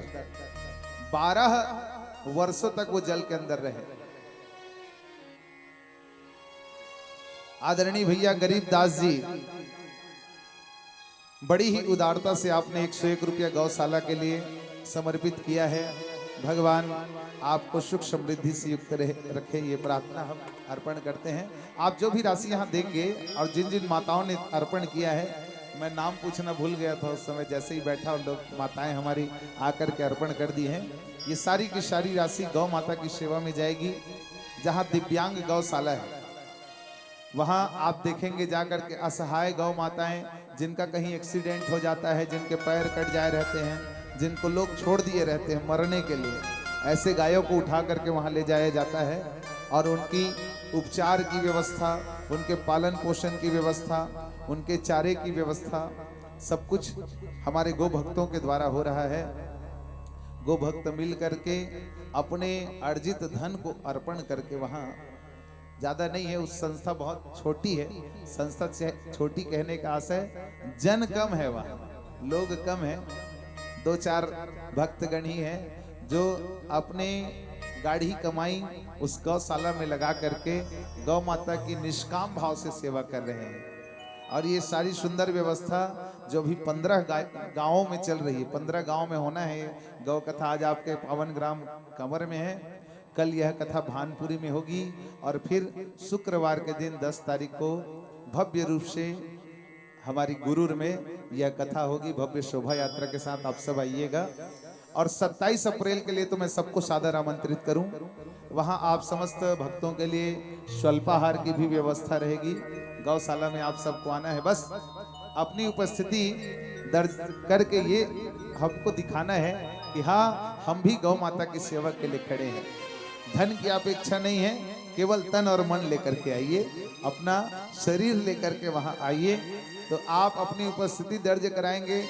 भगवान भी देख रहे हैं कि इतने लोग तो हैं कम से कम जो गौ माता के हित में खड़े हैं, गौ माता के सम्मान के लिए खड़े हैं, गौ माता को उनका अधिकार दिलाने के लिए खड़े हैं। यही उद्देश्य है इस सुंदर आह्वान अभियान का।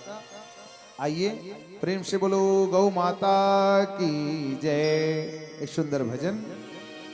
इस पापी युग में कोई नहीं गौ माता का रखवाला, हे गोविंदा गोपाला, हे गोविंदा गोपाला। इस पापी युग में कोई नहीं गौ माता का रखवाला, हे गोविंदा गोपाला, हे गोविंदा गोपाला, हे गोविंदा गोपाला, हे गोविंदा गोपाला। हे गोविंदा गोपाला, हे गोविंदा गोपाला।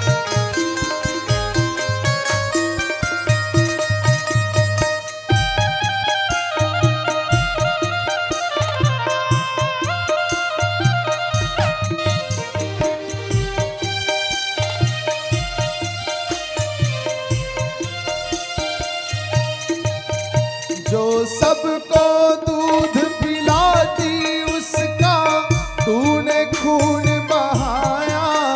गौ माँ, गौ माँ, गौ माँ, गौ माँ। जो सबको दूध पिलाती उसका तूने खून बहाया। धिक्कार है उसको जिसने गौ का मांस है नोच के खाया, है मांस को नोच के खाया। जो सबको जीवन देती है उसका ही वध कर डाला। हे गोविंदा गोपाला, हे गोविंदा गोपाला। इस पापी युग में कोई नहीं है गौ माँ का रखवाला। हे गोविंदा गोपाला, हे गोविंदा गोपाला। हमारी माता जी की ओर से भी गौ सेवा संस्थान श्री शंकर गौरी गोपाल आश्रम के लिए 50 रुपए सादर समर्पित हुए। प्रेम से बुलंद की श्रद्धा भक्ति की जय हो। एक पत्रिका हमारी बहनें लेकर के घूम रही है, उस पत्रिका में कृपया अपना नाम, मोबाइल नंबर और हस्ताक्षर कर दीजिएगा। ये भी आपकी छोटी सी सेवा रहेगी। और ये प्रपत्र जाएगा प्रधानमंत्री तक, प्रधानमंत्री आवास में जाएगा, राष्ट्रपति के पास जाएगा, मुख्य न्यायाधीश सुप्रीम कोर्ट वहां तक जाएगी ये पत्रिका। जब इतने लोगों की उपस्थिति वो सब दिल्ली में बैठे हुए लोग देखेंगे, तब उनके हृदय में भी ये बात आएगी कि गौ माता को सम्मान दिलाना, गौ माता को राष्ट्र माता घोषित करना कितना आवश्यक है। और जब गौ माता राष्ट्र माता घोषित हो जाएगी तब गौ की स्थिति हमारे देश में अत्यंत सुदृढ़ हो जाएगी। और मैं बार बार कहता हूँ, जिस घर में गाय की सेवा होगी, जिस देश में गाय की सेवा होगी, वो देश, वो गांव, वो घर सदैव समृद्धिवान रहेगा। कोई संशय नहीं है इस बात में। देखिए, गौ की सेवा करके जरूर देखिए, आपको जीवन में इसका लाभ, चाहे आर्थिक लाभ हो, चाहे शारीरिक लाभ हो, चाहे सामाजिक लाभ हो, यश कीर्ति जो चाहता है, धन संपदा जो चाहता है, वो सब गौ की सेवा से जुड़ करके देखो, निश्चित रूप से गौ माता अपार कृपा करेगी। हमारी आदरणीय माताओं के द्वारा भी गौ की सेवा के लिए आर्थिक धनराशि सहयोग प्राप्त हुआ है। गौ माता की कृपा आप सबके जीवन में सदैव बनी रहे, यह प्रार्थना मैं करता हूँ।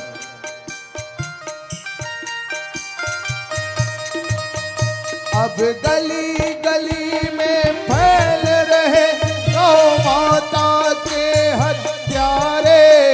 गौ माँ, गौ माँ, गौ माँ, गौ माँ। अब गली गली में फैल रहे हैं गौ माँ के हत्यारे। हे कान्हा कान लगा कर सुन लो, गौ माँ तुझे पुकारे। हे गौ माँ तुझे पुकारे। है तेरे बिना अब कौन भला, अब ये मेरी बिन वाला। हे गोविंदा गोपाला, हे गोविंदा गोपाला। इस पापी युग में कोई नहीं गौ माता का रखवाला। हे गोविंदा गोपाला, हे गोविंदा गोपाला, हे गोविंदा गोपाला, हे गोविंदा गोपाला। प्रेम से बोलो गौ माता की। जय हो। छोटा छोटा भाव होता है जिससे हम गौ सेवा से जुड़ सकते हैं। मैं बताऊं आपको, एक जगह मैं कथा करने गया था, जो आदरणीय दाऊ जी कथा करा रहे थे। जब कथा करने जाते हैं तो कई लोगों के घर हमको बुलाया जाता है। तो जहां भी जाते तो वो घर वाले पूछते थे, महाराज काली चाय चलेगी कि दूध वाली चाय चलेगी? तो जो दाऊ जी थे जो कथा करा रहे थे अत्यंत क्रोध में आ जाया करते थे, भड़क जाते थे। तुहरे मन के से तिहरे गौ माता कटात है काहे? गौ माता जगह जगह कटात ते घर कारण तू ही मनो काबर लाल चाय पिया पिया के तू मन गौ माता के दूध के महत्व खत्म कर दे। जब हम दूध वाली चाय पीते थे तब दूध ढूंढने के लिए जाया करते थे, तो लोगों को भी एक प्रोत्साहन मिलता था, चलो गाय रखा जाए जिससे गौ के दूध मिलता रहे, जिससे दूध वाली चाय हम पीते रहे। अब तू मन नाना प्रकार के बहाना बना देते हो, वाह हमें गैस बंद थेगा, दूध वाले चाय नहीं पीना चाहिए। तो ये सब कारण भी बनते हैं क्या जिससे गौ का अपमान हो रहा है। गौ माता के गोरस के महत्व को हमको समझना पड़ेगा, गौ सेवा के महत्व को हमको समझना पड़ेगा, तब जाकर के हम गौ सेवा से जुड़ पाएंगे। और जब गौ सेवा से हम सब जुड़ेंगे तो निश्चित रूप से जानिएगा गौ की स्थिति सुधरने में देश में समय नहीं लगेगा मित्रों। वैसे भी लगभग 1 करोड़ गौ वंश हमारे छत्तीसगढ़ में है। पूरे भारत में हमारी स्थिति बहुत अच्छी, लेकिन पिछले 4-5 वर्षों से इसमें बड़ी गिरावट आई है। पहले बहुत अधिक थे, 1.5 करोड़ से अधिक, लेकिन 4-5 वर्षों में गोवंश की संख्या शनै शनै कम होते जा रही है। इसी संख्या को बढ़ाना है, गोवंश संवर्धन करना है, गौ माता की सुरक्षा का विशेष हम ध्यान रखें और गौ सेवा के महत्व को हम समझें। ये उद्देश्य लेकर के श्री शंकर गौरी गोपाल दिव्यांग गौशाला ये सुंदर कथाओं का आयोजन कर रहा है। बिल्कुल निस्वार्थ भाव से चल रही, कहीं पैसे कमाने के उद्देश्य से नहीं चल रही है। हर जगह वो लोग अपनी व्यवस्था लेके जाते हैं, बस हम तो अपना समय दान दे रहे हैं। हमको जो कार्य करने आता है वो कार्य हम अपनी ओर से सहयोग में कर रहे हैं, सेवा प्रदान कर रहे हैं। हम तो ब्राह्मण है, कथा कहना, ज्ञान लेना और ज्ञान देना। हमारे आदरणीय टुकेश्वर भैया बैठे हैं यहाँ। ब्राह्मणों का तो 6 कर्म कहा गया, यज्ञ करना, यज्ञ कराना, ज्ञान लेना, ज्ञान देना, दान लेना, उदान करना, अति काम है हमारे मन के। तो ये 6 कार्य में से जो भी कार्य करने को मिले तो वो कार्य हम बड़ी उत्साह से करते हैं। इसी तदात्मा में हम जुड़े हुए हैं इस सुंदर गौशाला से, और उनके निमित्त में वहाँ के जो भाई है, गौ सेवक भाईगण हैं, उनका ये संकल्प है कि हमारे गुरु विकास खंड के अलग अलग जगहों में जा करके गौ कथा माध्यम से लोगों को प्रेरित करना, उसी उद्देश्य से आपके बीच में आए हैं। आइए, माताओं की उपस्थिति अब शनय शनय कम होते जा रही है। माँ के, आप लोगों के घर का गृह कार्य का समय हो चला है। एक सुंदर भजन का आनंद बड़े झूम करके हम सब लेते हैं, फिर गौ माता की आरती होगी।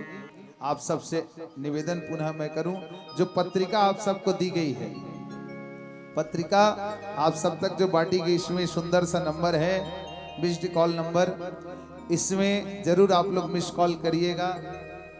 9067777323 9067777 इस नंबर में मिस कॉल करिएगा। मिस कॉल करके आप अपनी उपस्थिति प्रदान करेंगे दिल्ली तक।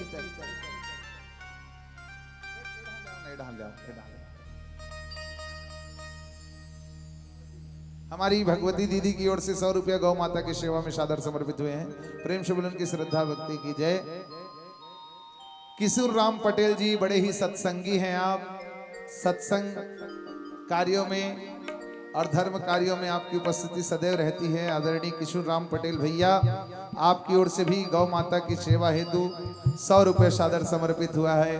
प्रेम से बोलन की श्रद्धा भक्ति की जय। हमारी माताएं भाभीगण, आप लोग की ओर से भी भगवान के चरणों में सुंदर गौ सेवा हेतु जो भी राशि अर्पण हुई है, सबको हृदय तल से धन्यवाद। आपके अंश का 1 रुपया भी यदि गौ माता आपके अंश से वह नमक भी खा रही है तो उसका पूरा आशीर्वाद आपको प्राप्त होगा।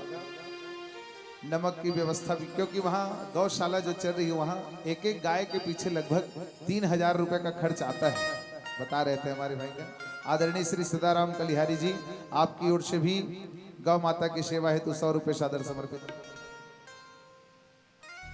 कुमार साहू जी की ओर से भी 50 रुपए गौ सेवा के लिए सादर समर्पित हुए हैं। जो गायें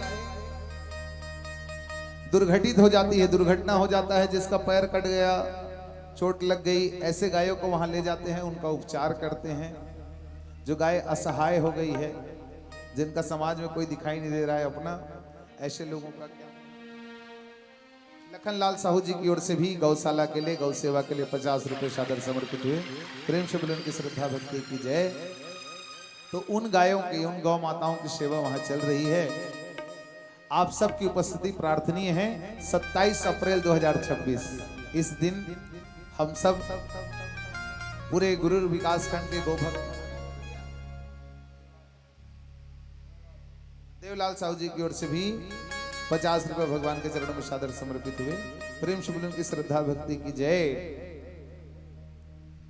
तो 27 अप्रैल 2026 गौ सम्मान दिवस मनाया जा रहा है पूरे राष्ट्रीय स्तर पे, और सभी विकास खंड मुख्यालय में सबको एकत्रित होना है। इसलिए हमारे समस्त सनातनी भाइयों से, हमारी माताओं से, बहनों से, सबसे मेरा आग्रह है, आप सब गुरूर में श्री शंकर गौरी गोपाल दिव्यांग गौशाला आश्रम, यहाँ मुख्यालय रखा गया है। पूरे गोभक्त वहाँ संतों का भी आगमन होगा, वहाँ दूर दूर से गौ सेवक आएंगे। हमारे पूरे छत्तीसगढ़ के गौ सेवा आयोग के सदस्यगण वहाँ उपस्थित होंगे। तो आप सबकी उपस्थिति भी प्रार्थनीय है। आइएगा और इस परम पुनीत मुहिम में, अभियान में अपनी उपस्थिति प्रदान करके गौ माता के लिए एक दिन का समय जरूर निकालिए। करना कुछ नहीं है, यहाँ आपको धन की अपेक्षा लेकर के नहीं बुलाया जा रहा, केवल आपकी उपस्थिति, और हमको गुरु ब्लॉक को ऊपर लाना है। हमारे मंडल अध्यक्ष भैया बैठे हुए हैं यहाँ, परम गौ सेवक है आप, तो हमारे पूरे गुरूर ब्लॉक को पूरे छत्तीसगढ़ में टॉप में लाना है। गौ सेवक सबसे अधिक गुरूर ब्लॉक में है, ये वहाँ उपस्थिति दिखनी चाहिए। इसलिए सब आइए, आप सब एकत्रित होकर के इकट्ठे होकर के वहां आइए। आप सबके स्वल्पाहार की व्यवस्था वहां रहेगी, इसकी चिंता करने की आवश्यकता नहीं है। और गौशाला में आने का, गौ को यदि आप आकर के सहला भी दिए तो उसका भी पुण्य बड़ा अनंत है। तो आइए, सबको सादर आमंत्रण। आइए सुंदर भजन, और भजन के पश्चात फिर हम सब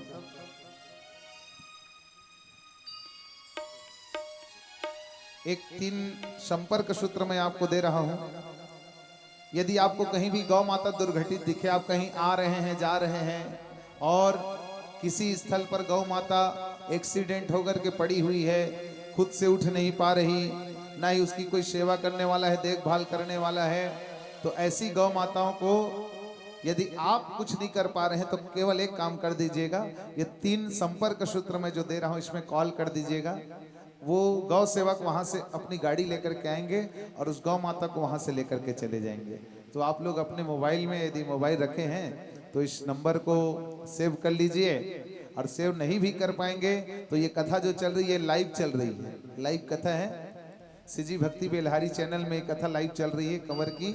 तो ये कथा तो रहेगी ही अनंत काल तक यूट्यूब में। वहां से ये नंबर आप निकाल लीजिएगा, 9669555311। ये पहला नंबर है, 9669555311। इस नंबर में आप मिस कॉल करिएगा। यदि ये नंबर किसी कारणवश बंद रहा या इसमें कॉल नहीं लग पा रहा है तो 9713441619 9713441619 इस नंबर में कॉल करिएगा। एक नंबर और है 9669002566 9669002566। ये तीनों हमारे गौ सेवकों का नंबर है, गौशाला का नंबर है। इस नंबर में आप तुरंत कॉल करिए। गौ माता किसी भी अवस्था में है उसका, उस स्थान का विवरण दे दीजिए कि इस स्थान पर ये गौ माता इस अवस्था में पड़ी है। हमारे गौ सेवक भाई आएंगे और गाड़ी से उस गौ माता को लेकर के जाएंगे, उनका उपचार होगा। यदि वो गौ माता कहीं और जाने के योग्य नहीं रही तो जीवन भर उसके पालन पोषण की जिम्मेदारी श्री शंकर गौरी गोपाल दिव्यांग गौशाला उठा रहा है। ये परम पुनीत कार्य कर रहा है। आप भी इस सुंदर मुहिम से जुड़िए, सुंदर अभियान से जुड़िए। गौ माता को अपने घर में सम्मान दीजिए। हम नहीं चाहते कि आप गौशाला में जा करके ही दान करो, गौशाला में ही जाकर के सेवा करो। हम चाहते हैं आप अपने घर में गौ रखिए। आप अपने अपने घरों में गाय रखेंगे, आपको गौशाला की आवश्यकता नहीं होगी। गौशाला की आवश्यकता कहीं नहीं होगी यदि लोग गौ सेवा के लिए इतने प्रेरित हो जाए कि अपने घर में ही गायों की सेवा करने लग जाए। जैसे यदि घर में लोग माता पिता की सेवा से जुड़ जाएंगे, वो तो बड़ा ही विडंबना है, बड़ा दुर्भाग्य है कि ऐसे ही भारत भूमि जहां सर्व तीर्थमयी माता सर्वदेवमय पिता, जहां माता और पिता को भगवान के तुल्य माना जाता है, इस भारत भूमि में भी जगह जगह वृद्धाश्रम खोले जा रहे हैं। तो बड़ी विडंबना है हमारी, क्योंकि यही वो भूमि है जहां माता पिता को भगवान माना जाता है, लेकिन वहां भी वृद्धाश्रम की आवश्यकता पड़ गई है। यही वो भारत भूमि है जिसका आधार ही गाय थी। ये कृषि प्रधान देश था हमारा भारत। उसके बाद आए ऋषि प्रधान। सबले पहली का प्रधान ऋषि समर देश है, कृषि प्रधान। कृषि के आधार पर सब जीवन जीते थे, संचालित होता था। उसके बाद हो गया ऋषि प्रधान। जब गायों पर कष्ट आने लगा तो ऋषि मुनि महात्मा संत आगे आए, और संत आगे आकर के क्या किए, लोगों को प्रेरित किए, जिससे सनातन का ह्रास ना हो, धर्म की हानि ना हो। ओखर बाद अभी बड़ा खतरनाक युग चला थे। कृषि प्रधान के बाद है ऋषि प्रधान, अब ऋषि प्रधान के बाद आगे है शिशि प्रधान। बस दिन रात यही चला था। ये शिशि प्रधान देश में बड़ा विडंबना है, लेकिन नहीं भैया, ऐसे कार्य से हम सदैव बच करके रहें जो हमारे धर्म को भ्रष्ट करता है। हमारा धर्म मानव धर्म है, और मानवों के लिए वो वस्तुएं नहीं बनाई गई। मानव को मिला है गौ माता। मैंने पहले ही इस कथा से प्रारंभ किया था। आज के इस सत्र को हम मानवों को सागर मंथन से जब देवी देवता और असुर मंथन किए तो गौ माता मिली और शंख मिला। शंख प्रतीक है शुभता का, शंख प्रतीक है सुंदर भगवान की अर्चना का। जिसके घर में नित्य शंख नाद होता है, जहां शंख को स्पर्श करके प्रणाम किया जाता है, और जिस घर में गाय को स्पर्श किया जाता है, गाय की सेवा होती है, उस घर से कभी समृद्धि रूठ करके नहीं जाएगी। इसका प्रमाण आप देख लीजिएगा अपने घर में। शिव महापुराण करत रहे निहा, पुनेश भैया घर रहत रहे। जे दिन माता के विवाह हुई से पार्वती मैया, वही दिन उखर यहाँ बछड़क जन्म हुई से गौ माता का आगमन हुआ था। तो वो भोले बाबा ही हैं जो वृषभ पर सवार होते हैं। और वृषभ क्या है? ये धर्म है। वृषभ वृषभ क्या है? पिता है। और गौ माता हम सबकी माता है। इन दोनों को सेवा जरूर प्रदान करिए, निश्चित रूप से देखिएगा जीवन कैसे परिवर्तित होता है। प्रेम से बोलो गौ माता की जय। गुप्त दान के रूप में इस दिव्यांग गौशाला श्री शंकर गौरी गोपाल दिव्यांग गौशाला के लिए 501 रुपया सादर समर्पित हुए। जोरदार तालियां बजाइएगा। प्रेम से बोले उनकी श्रद्धा भक्ति की जय। गौ माता के सेवार्थ 501 रुपया गुप्त दान सादर समर्पित हुए हैं। प्रेम से बोले उनकी श्रद्धा भक्ति की जय। प्रेम से बोलो कृष्ण कन्हैया लाल की जय। अब झूम के नाचबो एक बार, तब अपन अपन घर जाबो माता की आरती करके। गौ माता की आरती होगी। चलिए अब सब अपने अपने स्थान में खड़े हो जाइएगा। अब आ जाइए, पास में आ जाइए हमारी माताएं बहनें, सब आ जाओ पास में, यहीं आ जाइए। मंच के ऊपर भी बहुत सारा स्थान बचा हुआ है।